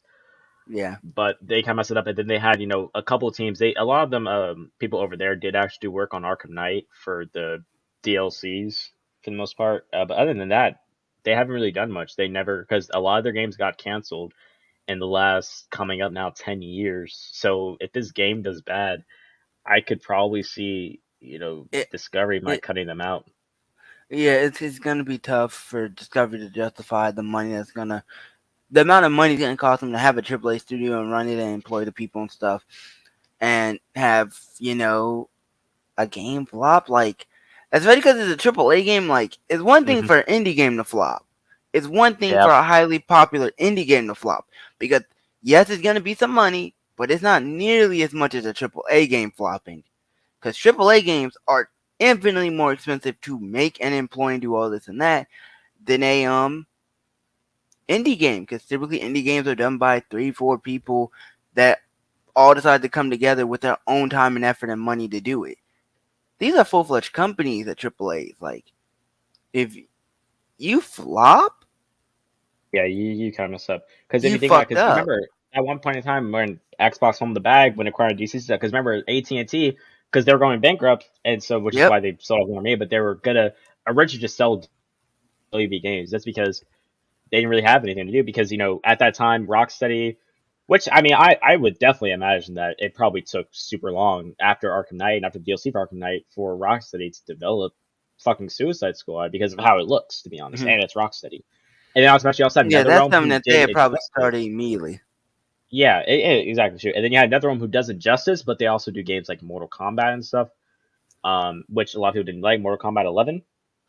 And then of course you have W Games Montreal who don't really do anything. So that's like their main like three, I guess you could say, sections of WB games for the most part. And given the fact that we haven't really had a DC game in so many years, and the last Mortal Kombat game didn't really do all that well, it would have been best for them to sell them. So, which Discovery at the end of the day, they're just really all about making money, so they're gonna want to appeal to what fans want. And if W Games Montreal doesn't make the money, then because apparently they are working on another game, and I really hope this game does well too. But if they are doing another game, which a lot of people think it's gonna be Arkham Origins 2, and I think it is too, I really want it to do well. Yeah, I seriously am gonna need that to do well. Yeah, but so yeah, Gotham Knights flop. I don't know. They might honestly, they might kick them out of the lineup. It might look like. Yeah, it's gonna be a little tough. So apparently, which I said I was gonna do a video on it, but I never really got to it, so I'll just react to it on stream. And then Bandmaster wants to watch, because I haven't seen it yet, because I was gonna save it. So the creators of the god awful Batwoman show are making this new show, and I haven't uploaded the synopsis of it, but the synopsis of it was pretty terrible. Oh god. So which is Gotham Knights, so which I feel like they named the show Gotham Knights just to get clout from the fucking game and the comic. Probably. And the thing is, it has none of the characters though. First of all, the son of Bruce Wayne, it's not Nightwing, it's not Robin, not Red Hood, it's not Robin, yeah, so Tim Drake, it's not even Damian. It's not even a comic, it's an original character. Wait, why are you doing an original character for a show called Gotham Knights when we already have a group of characters already known for that group? Why are we doing OCs here? What the fuck? Exactly. Now, this I would have even been fine with it if they did Yeah, I also would have been fine with it because two Robins that are more known but they haven't really been used much is Carrie Kelly. Well, Carrie Kelly, she is in the show, she's the Robin. For some reason though, DC hates gingers, so this is another redhead that they made black. Like, I never understood that, and someone pointed that out. It's like you're kind of spin like, why does DC hate gingers? Because I'm trying to think, because Batgirl is Hispanic in the upcoming film on The Flash, and the Snyder Cut they made both versions of Iris black, and then Jimmy Olsen for Superman they made him black as well. I'm like dang. Like, I'm used to a lot of the white characters usually getting that shit, but the gingers were. I feel like I'm surprised like we haven't gotten a stop ginger hate or some shit. God damn. But yeah, like the costume looks so fucking. Because she's not even in the Robin costume, and she has like, from what I saw in the picture, she has like these goofy ass goggles, and then which I'm surprised that a lot of people of the LGBTQ community haven't really lashed out, because they took someone from the comic. I can't remember if it was Harper or Colin Rowe, but they were something else of the LGBT. I can't remember what though. But then they switched it out and replaced it with something else. And so it kind of feels like you're taking away representation from one sort of group to appeal to another kind of group. And from what I've seen, mostly a little bit on Reddit, a lot of people weren't really happy about that. Well, yeah, of course. For the most part, I just can't remember what it was. Here's the reality. Reality is this. You've already taken a group that is well known for the most part across the community, and you're going to make fucking massive amount of changes to them, use original characters, change people's identities. Like, bro, you could just keep everything the exact same. Yeah, like I think it was Colin Rowe. Well, I know for a fact Harper Rowe was bisexual. I think they kept her. But from Colin, I think, like, I think they turned him or her from. I honestly can't know because they changed it. I think they changed. I'm just saying them. I think they changed them from being lesbian to being, I guess, what? Like, I think it was trans. There wasn't transgender. It was like transmasculine though, which from what I heard is kind of different, in some sort of sense. It's just so confusing Well, because I was like, I don't know why they should just kept it the same. It would have been less confusing. yeah. Like, Um, just keep everything the same as how it was, and you'd be fine. There's there's only yeah, exactly. there's I'm gonna only be so many real. ways you can fuck up one show. Here's the thing, bro. You really think? Because I don't even think you know who they are. Fucking Harper and Colin wrote like, no, we want the fucking Robins. We want Batgirl. We want the actual Gotham Knights in the Bat family. Not to mention, Yeah, like, so bro, then Carrie I Kelly. don't want no bootleg ass fucking. If I want bootleg ass Gotham Knights, bro, I will watch a fan made show to that. I will make a fan made shit of that. I want a Exactly. bootleg Gotham Knights. I don't want no bootleg then- shit from the actual creators. The fuck? You got And the then, actual source material. Then of course they include. And the thing with the Carrie Kelly Robin though is that here's, I mean, I like Carrie Kelly in Dark Knight Returns. I just don't like her in anything else. And a lot of people feel that same way, and it makes no fucking sense because where she shines in the Dark Knight Returns is set in the future, which is it's not like because you have two different futures, which is Batman Beyond, where Bruce grows old, and then Terry McGinnis is the next Batman. You have another one where Bruce grows old again, but he's still Batman, and he has Carrie Kelly as Robin. So it makes no sense timeline wise. And on top of that, another Gotham Knight member is a villain. It is the fucking Joker's daughter. And I was like, what? That makes no fucking sense. What are you Why? doing? Why? Exactly. What was the point? What was the reason? I don't know why the fuck they did this. So now, let's just do a recap, bro. You have a character that no one's heard of, because even I'm a big Batman buff in the comics. I literally know just about every character. Who the fuck is this guy? So I look him up on Google, and I'm like, the one I don't know who he is because he's an original character. So you have that. You have the Joker's daughter, and then you have and then you have a race swapped and a sexuality swapped character for characters that either no one cares for or people don't know that much about. Because again, no one really cares about Carrie fucking Kelly. Yeah. But I will say though, at least at the end of the day though, they at least they don't have the main Robins or the main Batgirl, because from what I heard, the trailer looks awful. Which I excited because it's the people behind Batwoman, which Yeah. which here's the thing, bro, because Batwoman recently got canceled. And so I would be surprised if the show makes it to fucking a season. Yeah, I was telling Destiny, I said, I told Destiny, I said, and I need them to do that with the Flash now, please and thank you. Yeah, facts, bro. Like, fuck this. Yeah, no. I mean, I think this the next season is gonna be the last season, so they might just let him finish it. But yeah, and you know what's crazy though, because I did see the thumbnail of it, which shows you the timestamp. This is a 3.5 minute trailer, bro. 3.5 minute trailer, nothing but fucking craziness and lunacy. Oh god. And I haven't even fucking seen it. I just seen like the reviews, and people say that it was worse than the Batwoman trailer, which I think was fucking possible when that came out like 2018. But here we fucking go. Here's one thing I'm gonna say: the CW died with Arrow. When Oliver Queen died, the entire Arrowverse went with him. Besides Superman Lois. Superman Lois is pretty good. Yeah. Everything else, no. I heard back we can't see fucking dislikes anymore. I know, right? This would be the perfect one to see dislikes on. There are 30 other rooms in this place to hook up. Mom, I swear we were just talking. Like that's him, I think. Carrie, And that we have is that Carrie? Right, Yeah, that's sorry. Carrie. Oh, somebody broke into the good stuff. Your dad Wait. gonna be okay with that? I don't think they'll miss it. It's a questionable choices. Everybody relax. I got this. Harvey. Turner. That's Harvey Dent. He's dead. The fuck? Because I guess they're gonna kill Batman off. Did you know he was Batman? Wait, Huh? what the fuck was that? What? He was just dead in the middle of the street? I have to ask you. That's what I'm saying. He's not even his Batman suit. He literally He's just in wearing a his like, Batman head. Bruh, what? That's what I said. No, because I saw that. I was like, I see the hat, but where the fuck is the rest of the fit? I don't see no cape. Actually, knowing the CW and their shitty ass taste for costumes nowadays, that probably is the Batman suit. Knowing them, that might be the next Batman suit. Not wrong. No, he was Batman.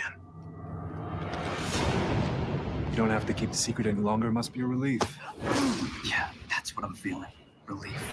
My father believed that each of us could become a light and bring a new dawn to Gotham. Can't imagine what you must be going through. I am gonna find who did this. It's just the latest in an epidemic of violence since the demise of the Dark Knight. To wonder who will protect Gotham now that Batman is dead. We have 3 suspects in custody. Pressure fingerprints on the gun that killed. That's them. That's not what happened. We were paid. So I guess that's Cullen. Not kill him. Yeah, that's Mr. Joker's daughter. Had sex with a bank vault. You're just trying to get us to turn on each other. My brother walks. I'm trying to get the truth. Are you really the Joker's daughter? I would like to speak with my legal counsel. And you shouldn't have shot him in her kneecap. Turner, there's one more suspect. They think I killed my dad because I wanted his money? Hey, I'm sorry. It's fucking stupid. Oh, look. What the hell? It's the Batman. Why would you lock him up in there? Figured it out. We didn't kill your dad any more than you did. They don't care if we're innocent. Time to pick a side. What is this music? What the hell are you doing? Well, I'm trying to get these cuffs undone, and it's not working. Cullen and Harper had no problem getting theirs off.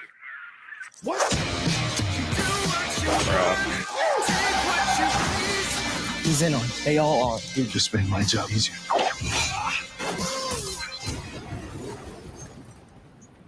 Bro, what the fuck is that? Carrie Kelly? Wait, I know you. From Trig. So you knew my dad was Batman. I became his eyes and ears. Called me his little Robin. I know she ain't. I know they ain't just do that. I know they ain't just do that. I know damn well I didn't just hear that. I know damn well they did not just say he called me her little. He called me his little Robin. I know damn well I didn't hear the line come out of her mouth. I know I didn't hear the line come out of her mouth, right? Bro, he called me his little Robin. Get the fuck out of here. Correct me if I'm wrong, but I heard that. I did not just hear that bullshit, did I? Called me his little Robin. Okay, so I did. What the fuck? Then give us the actual fucking Robin. Give us some version of an actual Robin that we got in the comic books then, pussies. Don't give us this bullshit. I'm not even mad at her. I'm mad at the fucking creators for this bullshit. Because no one cares about fucking Carrie Kelly. Especially race swap Carrie Kelly, like, bro. And bro, what is the thing? Isn't the goggles? Did you see the goggles? Yeah, I was like, what the fuck are those? This is so bad as fuck. Like, what is that, bro? No way Batman hooked her up with that sort of fucking gear. Oh, he hooked her up It's with not even a some fucking aviation Robin glasses? costume. What the fuck? That's not even a Robin costume. No. And here's the thing. Obviously, the guy, Turner, the original character, the made-up character, we'll say, he's obviously not a Robin. Doesn't even have any, like, I don't know, like, fighting experience. Doesn't look like to be it. out here doing this shit. Like, cause that's what that's like low key, bro. This is what they would, because when they because when the leading actress Batwoman quit, then they brought in and this the black chick, and I forgot what her name is. But then the reason why she was able to be Batwoman was because like she was able to, she was just out of nowhere able to fight. But what pissed me off though is that because Batwoman didn't even earn the suit herself. And so they were trying to get the suit back from her because they called it Kate's suit. Nah, bro, that's Bruce's suit because they literally took his suit and redesigned it for her. And I'm like, bruh. And then and then she said that she kept the suit and she said some cringe line about, you know, racial profiling or it was something. And I'm like, that's not the reason you should wear the fucking batsuit. It's not even yours. It wasn't even Kate's. And then out of nowhere, she just decides to give it back to them, and then they're like, "Nah, you can keep it."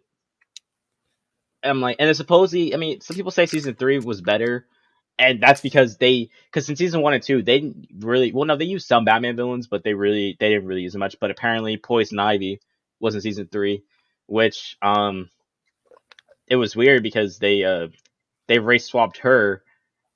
She was Asian, and then people made so many jokes about that too. Like I'm talking like them Jackie Chu SML jokes. Oh my god! Bro, like I don't understand. Like Discovery, bro. Nah, y'all gotta take your eyes off the movies and cancel this shit. This shit, this shit needs to be like a pilot only and nothing else. Really does, because if you're gonna do this, you gotta change so much. Like this looks so bad. Who the hell are you? Harry Kelly? That's Wait, this, I know you. but, From Trig. bro. It like the dialogue is so cringe too, bro. Oh man, I don't know why. My dad was Batman. I became his eyes and ears. Called me his little Robin. Get the fuck out of here, bro. We can't prove we're not killers by killing someone. Hold on. Oh dang, that's tough because you joined in here one time, Batmaster. I don't know why it's not working.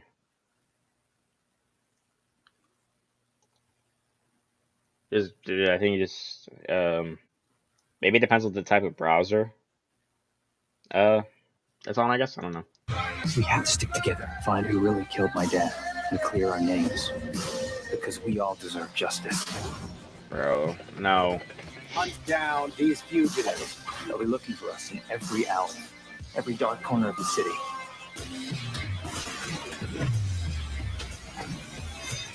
There's one thing they don't have. Oh, don't tell me. A bat cave. Oh my god. Oh my god, bro. No! What is that? I know for a fact that was not the fucking Batman mask. What the fuck is that? I don't That's know. Cool? Bro!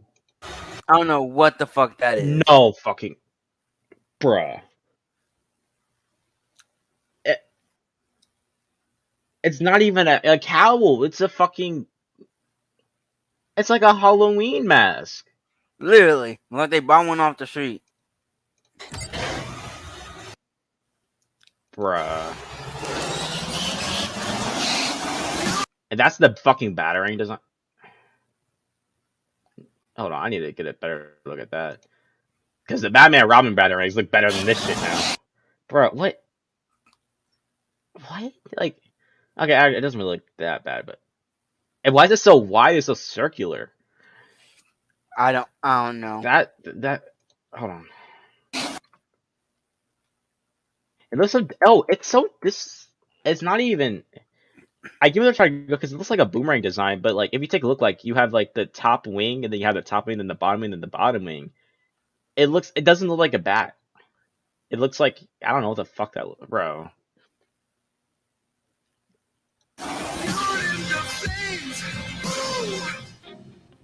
Hey, tell me, you brought the Batmobile, right?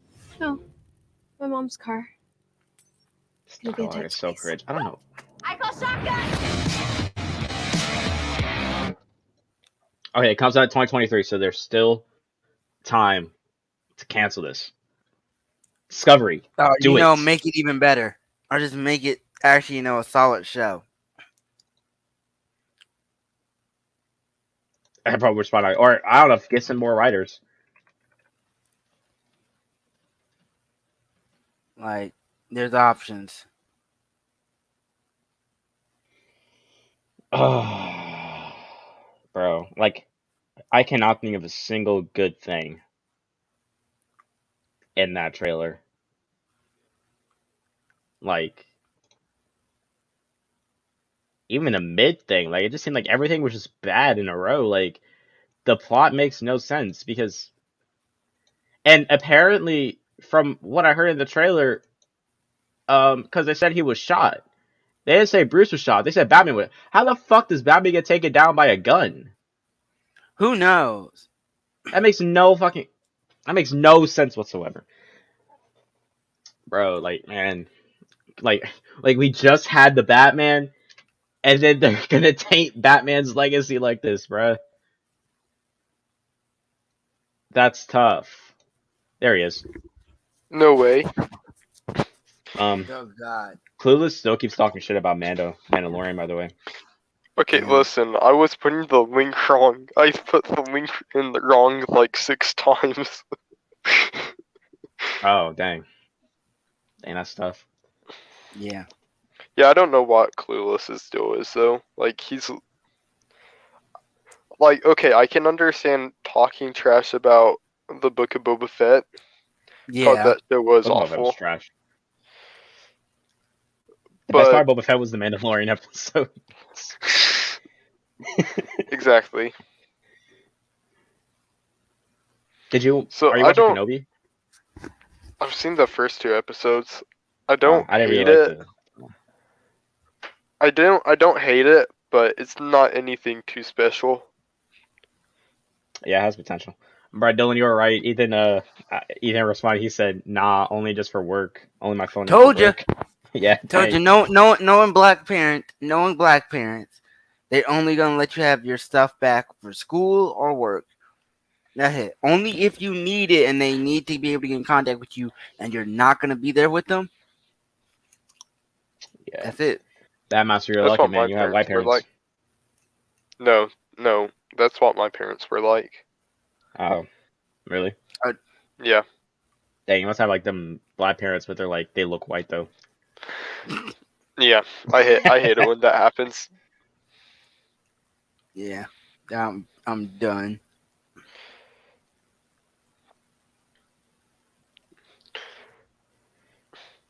Yeah, so that was got tonight. That was that Are you looking forward bullshit. to the game? Well, so what was that? What was that Batman mask? I don't know. That was a like- Halloween mask. That was not That a was like Batman the- mask. That was Halloween. It was like the shit get from Party City. Was That that literally was that they grabbed from Party City. that was literally like Ruby's brand or something? Bro, I don't know this why is- the CW keeps doing this. I don't know why they keep doing this. Did you And watch? also, those actors are Superman Awards? terrible. Yeah, like no, I can't tell if it was the actors or the dialogue. It might have been both, to be honest. Yeah. They were given. And isn't that the one with the dudes from Supernatural playing Harvey Dent? Yeah, it was. I saw all that. It was. They put that in the synopsis too. But did you see the recent episode of Superman and Lois? I haven't seen any of Superman and Lois past like the 3rd episode of season 2. I ain't even watched that, so. I'm not gonna lie. They kind of did a "We Are the Flash" moment. No, Yeah. please. They kind of did. It wasn't as bad. Okay. though. Kinda did. Well, I mean, it's Superman, so it can't be as bad. It's kind of fitting, you know, if it happens with Superman. But with the Flash, like, here's Yeah, the difference. Like, the Flash is cool and all, but he's not like a beacon of hope to the world like Superman is. Like, because even in comic books, in real life, everybody sees the Superman logo and knows exactly what it is. Mhm. Yeah. But remember when I told you when Clark told Lana in the previous episode that he was Superman? Yeah. She wasn't even mad at Clark. She was mad at Lois for that, and it made no sense. How? What the? She was like, we were best friends, and I just want to be neighborly, but you wanted to be best friends, and we had this relationship, and you didn't tell me Clark's secret. And That she's was like, not your it wasn't my secret to know, secret to bitch, tell. fuck. Exactly, it wasn't my secret to tell, and then she goes on to realize, and she said this dumb feminist lie too, saying that guess who Lana is mad at? Me, because the women hold themselves more accountable to each other than men. And I'm like, what? How? Wait. Is it really getting that bad? It might be, to be honest. 'Cause, like, Well, it's gonna, I know knew it's this was gonna get happen. canceled. It's gonna get canceled probably will be. anyway. It did get renewed for a 3rd season, though. A storm is It did coming, get renewed for. Mr. Wayne. Not wrong. If Flash is getting canceled, Flash is getting canceled. Not quoting. You think Flash is gonna get canceled next? What is it? Better be. The Flash. I think because they already knew season 9, but I think that might be the last season. Yeah, I mean, I feel like they kind of owe the Flash ending. Like, it's run this long, they might as well not cancel it and finish it out. No, it don't deserve Yeah, shit. 'cause- It deserves to die a painful death. Fuck it. No. Yeah, Well, to be honest, because season 8, from what I heard, isn't that bad. But I think the reason why people are saying it's good is because we've dealt with season 4, 5, 6, and 7 in a row, and so even like something Yeah. decent might just stand out. So when I didn't even watch the crossover, I just saw bits and pieces, and I talked about this with you, and I hate the fact that when they had like the Hall of Justice type thing, and they had the Green Arrow chair, they sat Mia down in there. And I'm like, bro, she didn't earn it because she has how the Green dare Arrow you that long. stand where he stood? Don't you? Yeah, don't do that. You sit at the kids' table, fucking future baby, because that's literally who she is. But I'm like, bruh.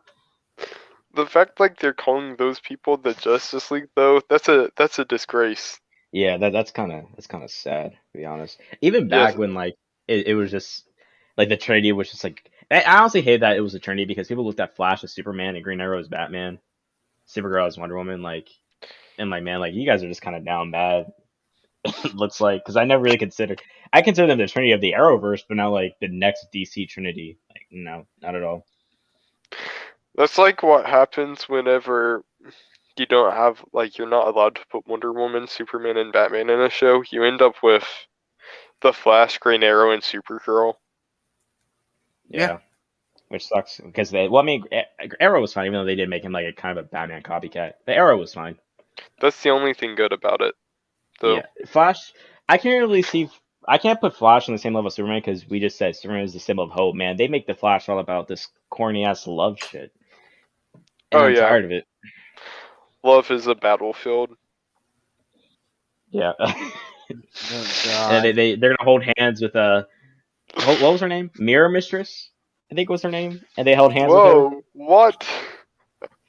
And I stopped watching it like at season 6. Like I didn't even finish season 6. Yeah, because because of COVID, when they did finish season 6, the first couple episodes were stretched into season 7. That's how they defeated her. Barry and Iris held hands with her. I just remembered these stupid titles and thinking like, why am I watching this show? Like I think they had the Forces storyline. They had the episode with I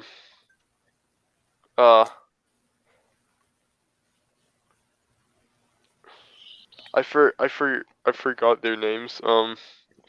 It was like the guy with the gold power, like who smiled a lot. I can't remember his name. Yeah, I know what you're talking about. Yeah. And then the one the one girl from Longmire. I can't remember her name, but you know what I'm talking about. Because they haven't been in the show that long, and it's about.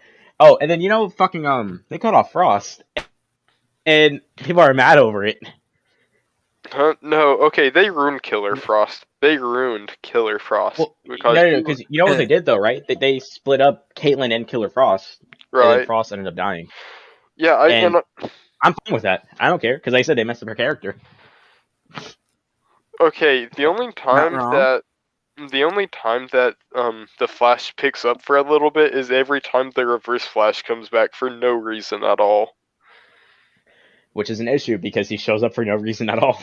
Right, but it's like a plot device nowadays. And I hate the fact that they use Tom. They need to bring back Matt. But he definitely carries the show. Let's be real. For sure. Like he literally carried Legends of Tomorrow too. Well, I mean, honestly, I would say that in season 2, I would say the entirety of the Legion of Doom was also pretty alright. Like Damien Dark was better in Legends than he was in Arrow, though, for sure. Okay, to be fair, he wasn't even that bad of a villain in Arrow. Like, I didn't hate him. He was definitely a weaker point, but he wasn't. Yeah. He wasn't the worst. Bad, but I mean, he was alright. But I think he was better in Legends. And then Malcolm Merlyn, like I hated what they did to him after season 1 because he literally went from his only lines were "You're my daughter, Thea," and "I am Ra's al Ghul," or "I used to be Ra's al Ghul" before he died in season 5. Like they wasted his character. They wasted his character bad. I don't like how they used Ra's al Ghul as a title. Like yeah, that bothered me too. And I don't think we ever had like a short movie where they pronounced Ra's al Ghul right. It was always Roz. Okay. Also, like Okay, here's the thing that every comic book show does is where they butcher like a name from the comics, like how Smallville pronounces Belgrave. Like there's just stuff like that that just gets on my nerves. Yeah, it really does. And the fact that the anime series only got Ra's al Ghul's name right is kind of bothersome. They got it right sometimes in Gotham, but even Bruce himself, or the actor, would always say like Raz or Rayas. Like Rayas. What the fuck is Rayas? Rayas. Rayas. They Yo. What the... It just sounds like Shadow saying Chaos Control. Rayos Control. Oh my god. Yo. Ra's al Ghul was weak in Gotham though. Like he really was. Mm-hmm. Yeah. And they had a dumb twist where they made Amanda Waller. I think didn't they make Amanda Waller, but her real name was Talia? I think they did that in season 5.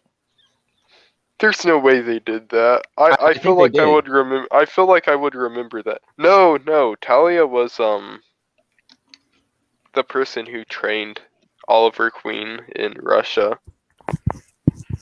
No, remember? Not in Arrow, in Gotham.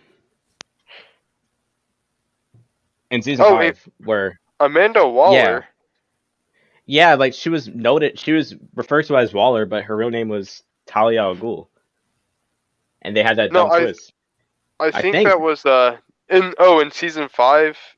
Yeah, no, that was. It was Waller, and I think it was no, it was Nyssa.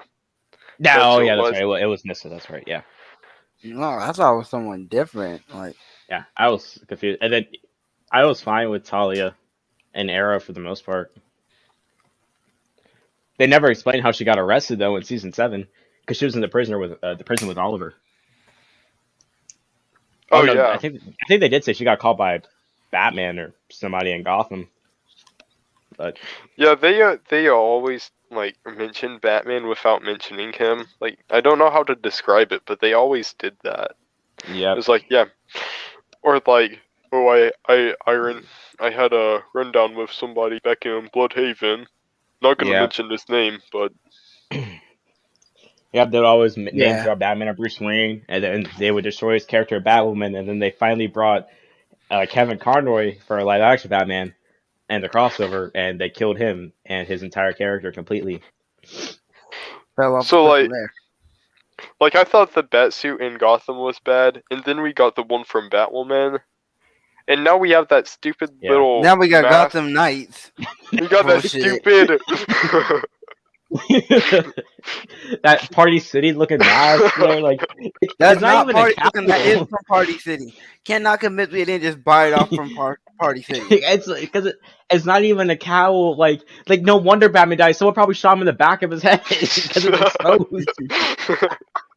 You're not wrong. Like, bruh. And the battering design, what was that? That looked like some Joel Schumacher battering type. I was thinking. Like, oh my god, bro! Like, let me pull I don't know up. what was up with that. Hold on, let me see. Like, I need to see. You remember in season 8 of Arrow, whenever they're on like Earth 2 or something, and they're on Land U, and there's just like, instead of a Deathstroke mask, there's just a Batman mask sitting there. They never explained that.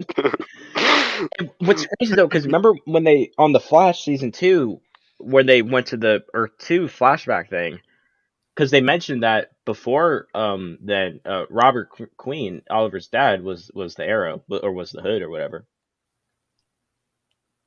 Oh, right. And then I guess he died. Exactly, because I completely forgot about that. And then I guess that's when Adrian Tate took over. But okay, I'm trying to think. I think this is the Batarang. Oh god. Hold on. I think it's these two. Yeah. Like, Yep. this No, one. This there one it looks like the is. one that was in the show. Nope. There it is. Right there. Right And they there. have this Like one the- too, and then this one. Oh, because that was their grappling things from when they were chasing Freeze. They had like those wrist grapples. Yeah. I, Oh yeah. I told you those things are so stupid looking. They are, but bruh, Right. I would rather watch Batman and Robin a million times than watch Batwoman and Gotham Knights, bruh. Oh yeah. I can well, still, I mean, can honestly still have fun watching Gotham Knights because I did actually love that film when I was a kid. Because as a kid, you don't know what's good and bad. It's just whatever looks fun. At Oh, the yeah. time, Batman Yeah. and Robin was the only Batman film I actually had, and I would constantly watch that shit, bro. But it's still hella corny though. Now, Batman Forever isn't actually that bad. look up like a Ruby's Batman mask and see if we can find the mask that was in there. Oh my god. Actually, hold up. Let me do Party City first. Yeah, like we gotta Pretty find the map that we just saw in Gotham Like- Knights first. So we can all be Batman. Like you know that scene in the the Batman where Batman's walking through like the hallway and everybody's shooting at him and he's just Oh, yeah, deflecting that- the bullets. That's how Batman At one died. point in time, That's how when they Batman lit up, died he in did this actually turn his universe. back though. Like, bro, like, because like imagine though it was Batman had that cowl on because at one point in time he did turn around, and also remember Batman and the Batman he did get shot in the head actually once or twice in the final Right. battle. that Batman would have been dead. But, yeah, I know. That's how this Batman died. Like definitely. And then did you see the thing? Like, was he like it looked like it was Bruce Wayne? Like, I feel like what they're trying to do is like, I think they're gonna try to undermine it. I think someone knew that like the villain knew Bruce Wayne was Batman, and so they assassinated Bruce Wayne because it looked like he was wearing Bruce Wayne clothes. But again, it wouldn't surprise me. That was the actual Batman suit. But Well, and then they just put a Batman mask on it. You know what villain it's not gonna be though? Who? The Joker. Oh, Like, there's no- definitely. It's gonna be like some like either someone they made up or it's gonna be like someone they barely were able to get into the show. Like, let me think. I mean, Probably Clue Master, to be honest. That would make Fucking- sense. I mean, they got fucking, Stephanie Brown in it. They got Stephanie Brown in yeah, it. somehow they do. I don't know how, but it would be funny if they use like really trash villains though. Like, Oh my Clock god, King, that would be fucking Condiment hilarious King. and tragic. No, I don't think they could even get Condiment King in this show. Yeah, Condiment King and Kaiman, they're too good to be in a show this bad. Like, they barely even were able to put those villains in Batwoman, like the Mad Hatter and Poison Ivy. Yeah. Yeah. And was And the Mr. only way they Freeze get in the it, Poison or Ivy did and they? Batwoman. Was Mr. Freeze in it, or did they just mention him?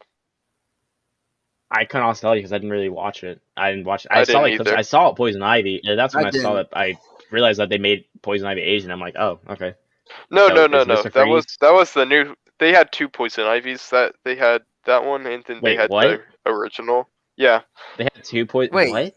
I didn't even know that. No way. No, look No it up. way. Like, no, really. Like, I saw a promo for it, and it was like. I mean, the actual they both have Poison Ivy powers? look. I think so. I could be wrong about that, but I don't think I am. Honestly, you could. It wouldn't shock me though. What? Really? No. You with two iterations of Poison Ivy set to, bruh. Oh my That's god. what happens when No they, whenever they fucking can't, way. whenever they can't get like more villains in the show, they have to just put two of like the characters they can get, I guess. But That'd be like, like, that'd be. I mean, let me think. I mean, can't like there has to be even. something. They did that with Gotham with two weird fake Jokers. And also That's kind true. of Well, we also kind of got okay, two 'cause- we Yeah. kind of got two Scarecrows too, if you think about it. yeah, but it was done pretty well for the most part because with the Okay. Scarecrows, it was his father, and then it moved on to his son. Because remember, didn't his father like forcefully like give his son the fear toxin thing? Yeah. Yeah, I remember that. And it caused him to go freaking cuckoo for Cocoa Puffs. And the joke thing was actually really well done though, because Oh yeah. the twist at the end that was pretty good.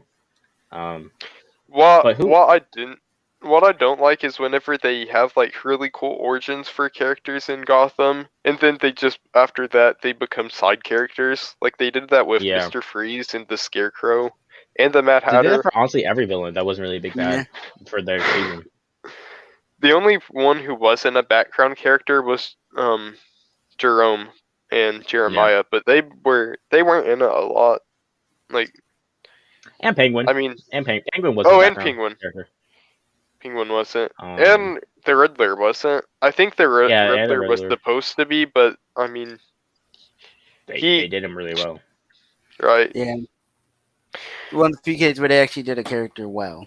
I won't lie. I won't lie. Where I almost said out because it was just weird, and it made no sense when they made Penguin fall in love with Riddler. Like no, they set it up so weirdly, and it was like out of nowhere. I can't remember how they did it too. And then remember he tried to kill he killed his girlfriend too. Yeah. Oh my god! What the fuck? Brakes.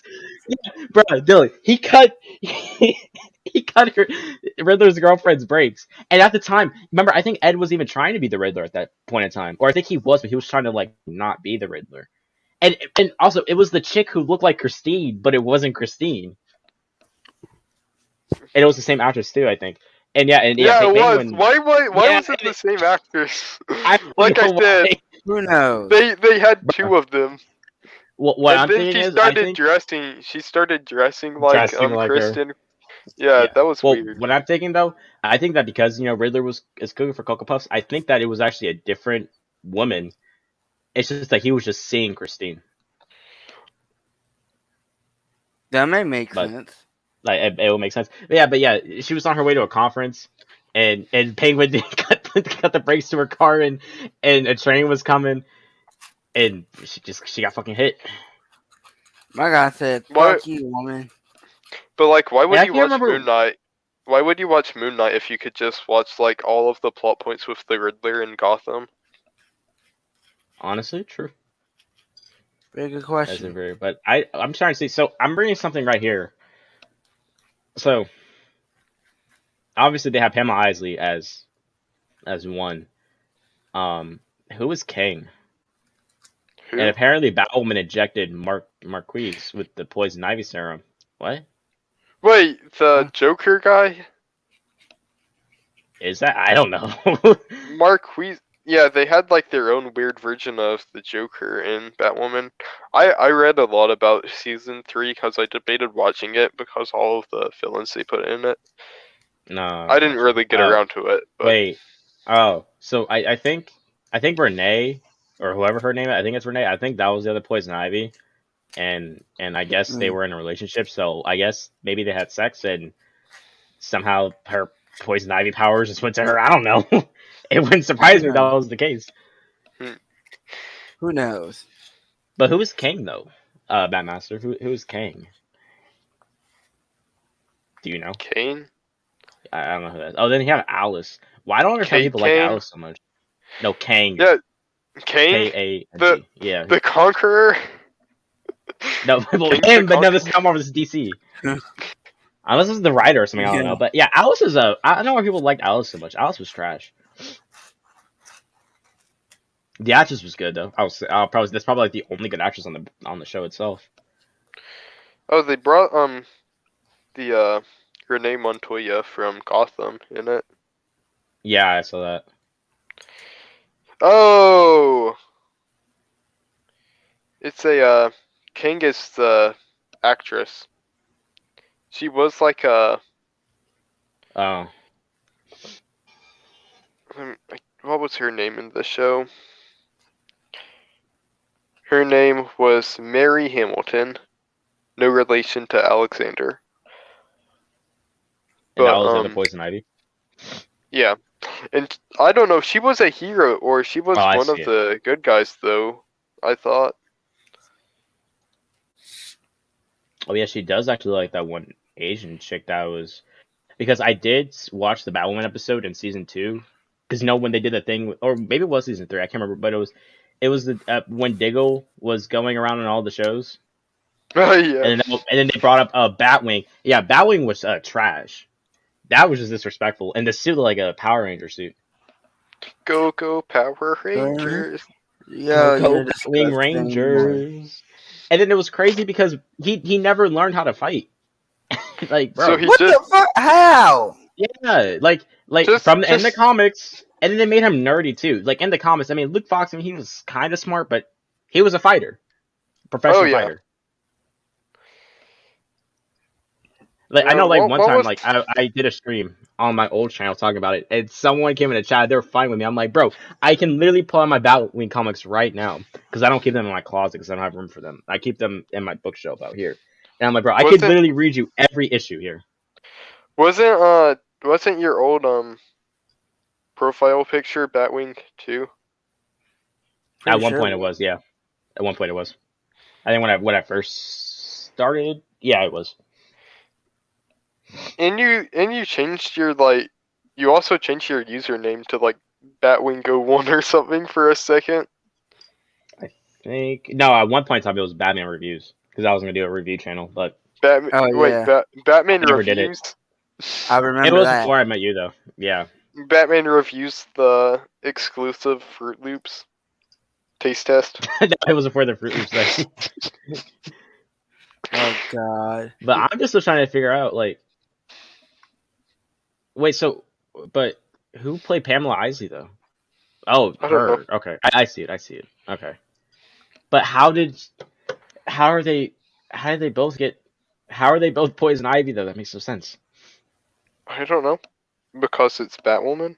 You're Yeah, supposed don't to ask know. us no question. How did Hamilton get Poison Ivy powers? Alexander Hamilton get Poison Ivy powers? My name is Alexander Hamilton. Okay. Oh, she was infected by one of Ivy's minds, and then Alice helped her become Poison Ivy, I guess. What? I thought I- Alice was good though. I don't know. I don't know either. I was just fucking stupid because it was same with Batwoman because, bro, Alice had like so many opportunities to kill her, and she never did.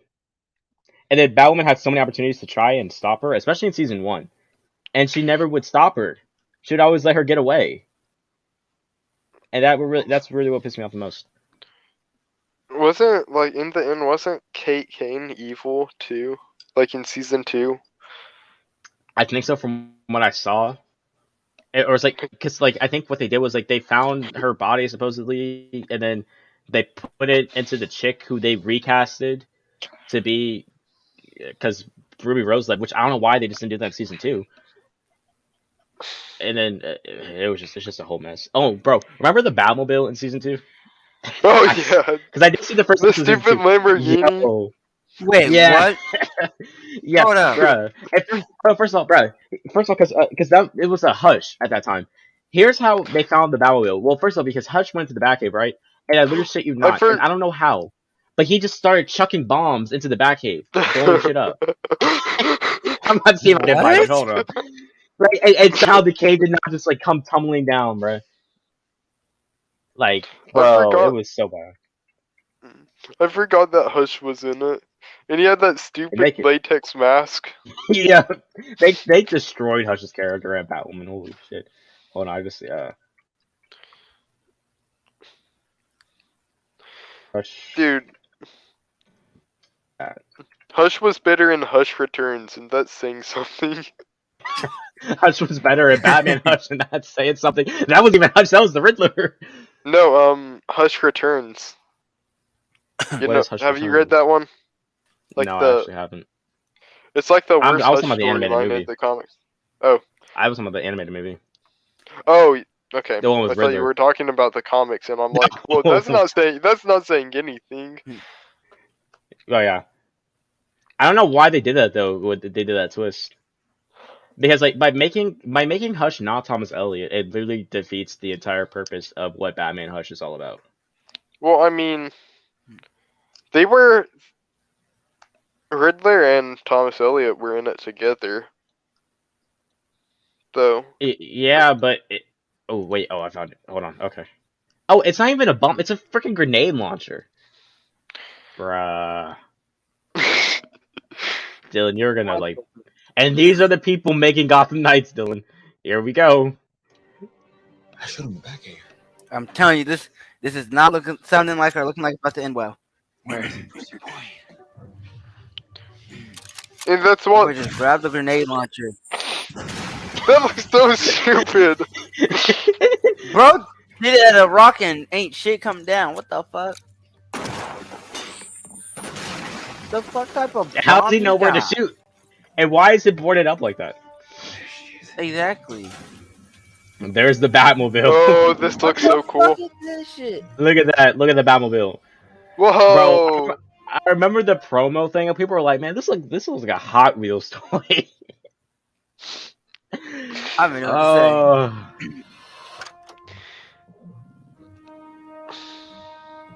I will definitely take the Batman and Robin Batmobiles over this joint every day, any day.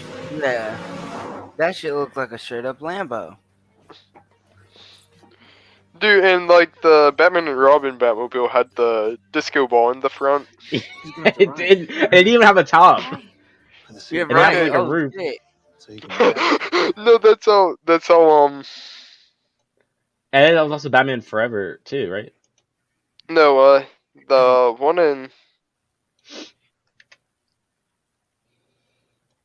the one in Batman Forever looked like I don't know how to describe it.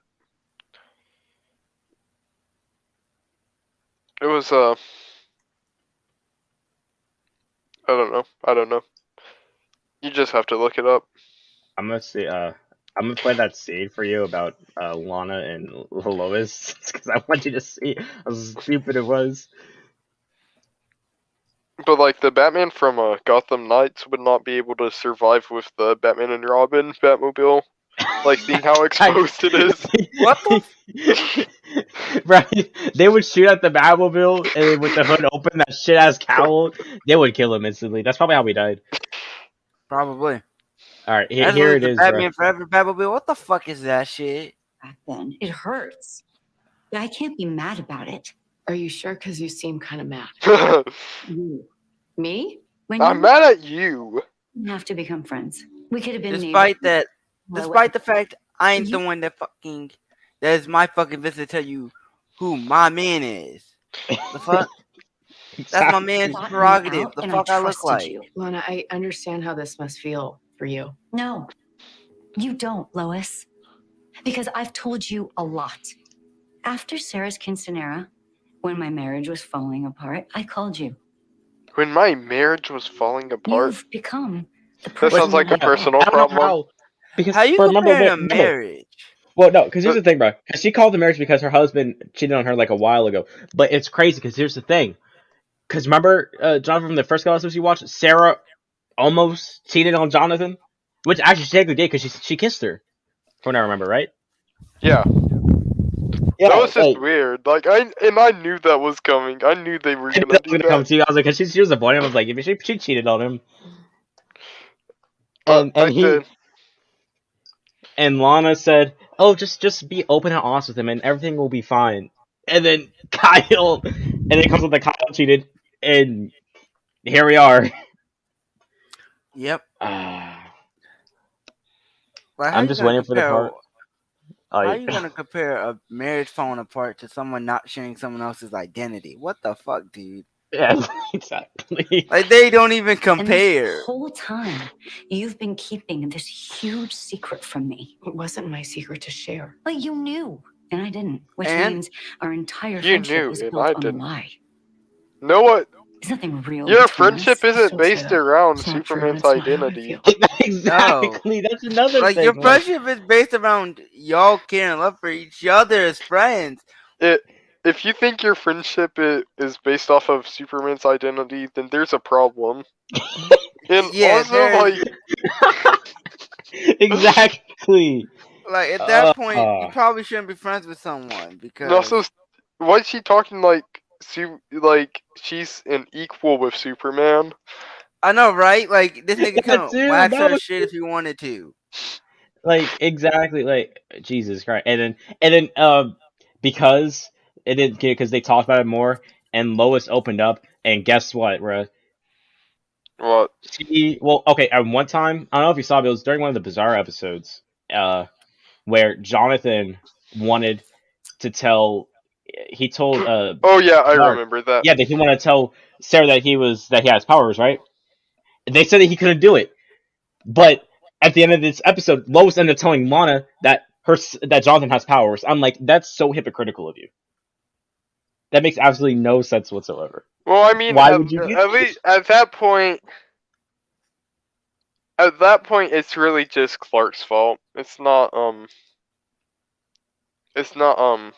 Lois's, because the reason why they couldn't tell why Jonathan couldn't tell them is because that would mean that they would know that Clark is Superman. Which also, how did they not figure it out? Like, who knows? I like the guess they're all stupid dumbasses. those stupid glasses. I mean, I find that because it's like, people just see what they want to see, and then Clark, well, the glasses are Kryptonian technology, so people see things differently, and then Clark also kind of slouches himself a little bit. Are they though? Are they Kryptonian technology though? Are they? Yeah. In this continuity, I think it is for sure. What about and then what about remember, in, what about in early in the Supergirl? season, What about in Supergirl? we don't talk about Supergirl because that show is trash. I like how they kind of have they talk about how the glasses were like lined with lead and stuff. But now that I say it out loud, that doesn't really make sense. But you remember also earlier this season when they're at the football game and John punched Clark in the face, and Clark had to pretend it was bad, so he ended up falling over, even though he pretty much ate the punch. Right. So it's just all about maintaining a secret. But I'm just like, how are you gonna just let Jonathan just tell Sarah that he has superpowers? And because the thing, at one point she was like, it's not fair for me to have to lie to my family. So she was literally about to tell Sarah, and then she told them that it's not fair for Sarah to have to lie to her sister and her father. So I didn't tell her. Like, I'm not saying Lana's as bad as a Smallville Lana, but she's kind of getting there a little bit. Yeah. Meanwhile, Superman from Smallville is like in alpha male mode right now. Yeah. Oh wait, no. Right now he doesn't have any powers. Apparently. Yeah, his superpower is that he's a father now. Oh wait, never mind. That world got destroyed.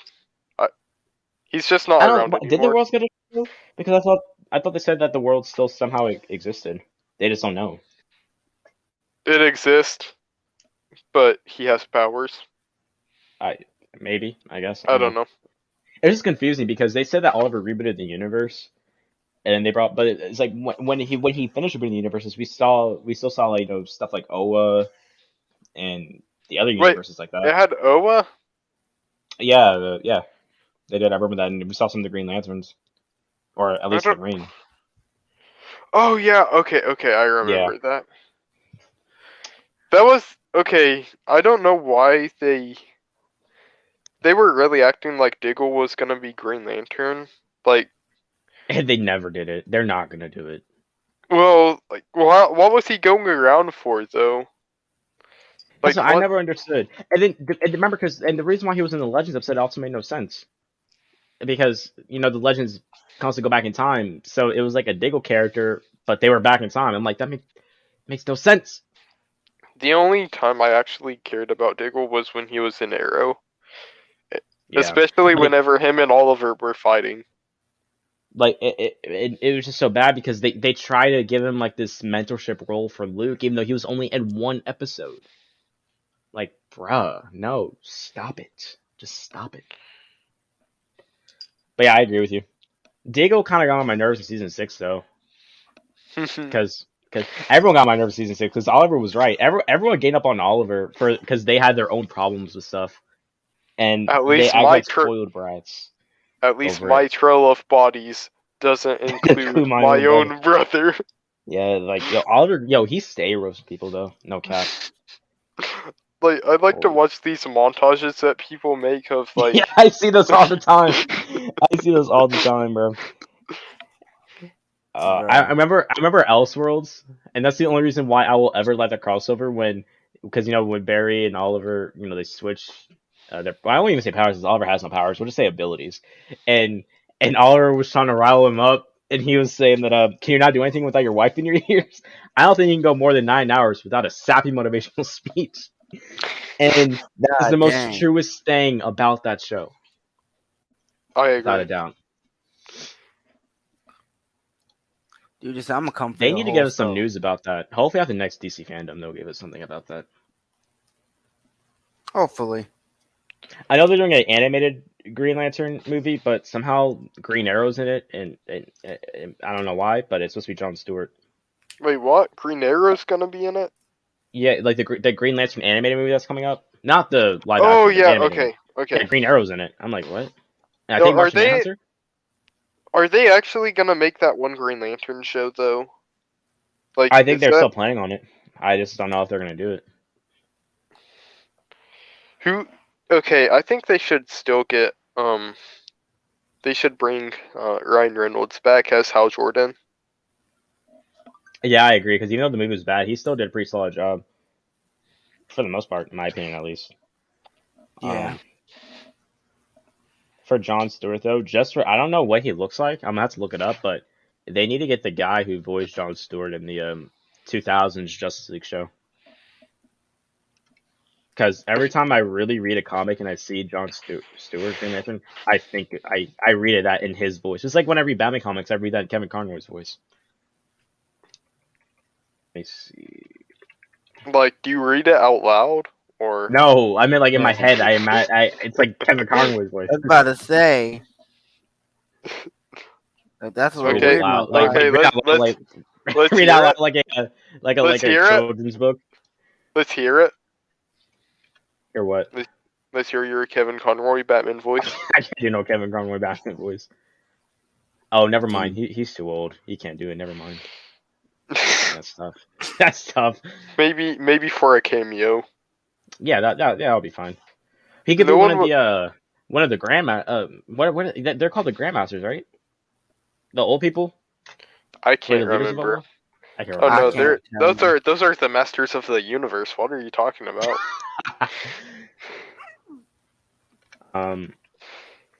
Regardless though, like, who was even the villain of that Green Lantern movie? Who was it? Parallax, but not Parallax from the comics. It's more like some floating turd-looking thing. It was kind of like the thing that they did. It was kind of like how they did Galactus in Fantastic Four. Yeah. Crisis. That's what it was like. Like, bro, like if you're gonna do like a Green Lantern movie or show, just do the Manhunters, and that's it. You'll be fine. Listen, let me tell you something about the Manhunters. No man escapes them. Yeah, no man escapes the Manhunters. I knew it. I knew you can say some shit like that. Or don't man escapes the Manhunters. Dude, that also, I heard Young Justice is kind of trash now. Did you ever watch season 4? They started showing. I am have to watch it though because apparently they were showing more of Red Hood in it. Because he was in the one episode of season 3. I don't think they were. I know like he came back for like one episode as a ninja again, and then they never showed him again. And in season 3, but I saw somewhere that he was in another episode of season 4. Yeah, he was back as a ninja in season 4. Oh, that was it. Oh, because I saw him in season 3. He said Grayson, and then they were like, "Oh, you're." And I don't. It's kind of weird, but although it makes sense because he was under Ra's al Ghul's control. It's just like I'm just so used to Jason Todd just breaking out. Well, have you ever seen or have you ever read Red Hood: The Lost Years? Probably not. No. That's like a Red Horror storyline that they made that was like filler between. You mean The Lost Days? Yeah. Did I say years? He said years. Yep, you said years. He said Red Hood: The Lost Years. Oh dang. He must have been gone for a while. Years. Yeah. The Lost Years. The Lost Years. How long was he gone? Oh, for like I'll tell you, it's more than days though. It's a month. Red Hood, the lost months, the lost weeks, the lost centuries. Yo. He was alive for so he just kept taking dips in the Lazarus pit and he lived forever. Alright, but yeah, I'm having to stream off. So yeah. Bro, but that'll be it. So bye. Kick.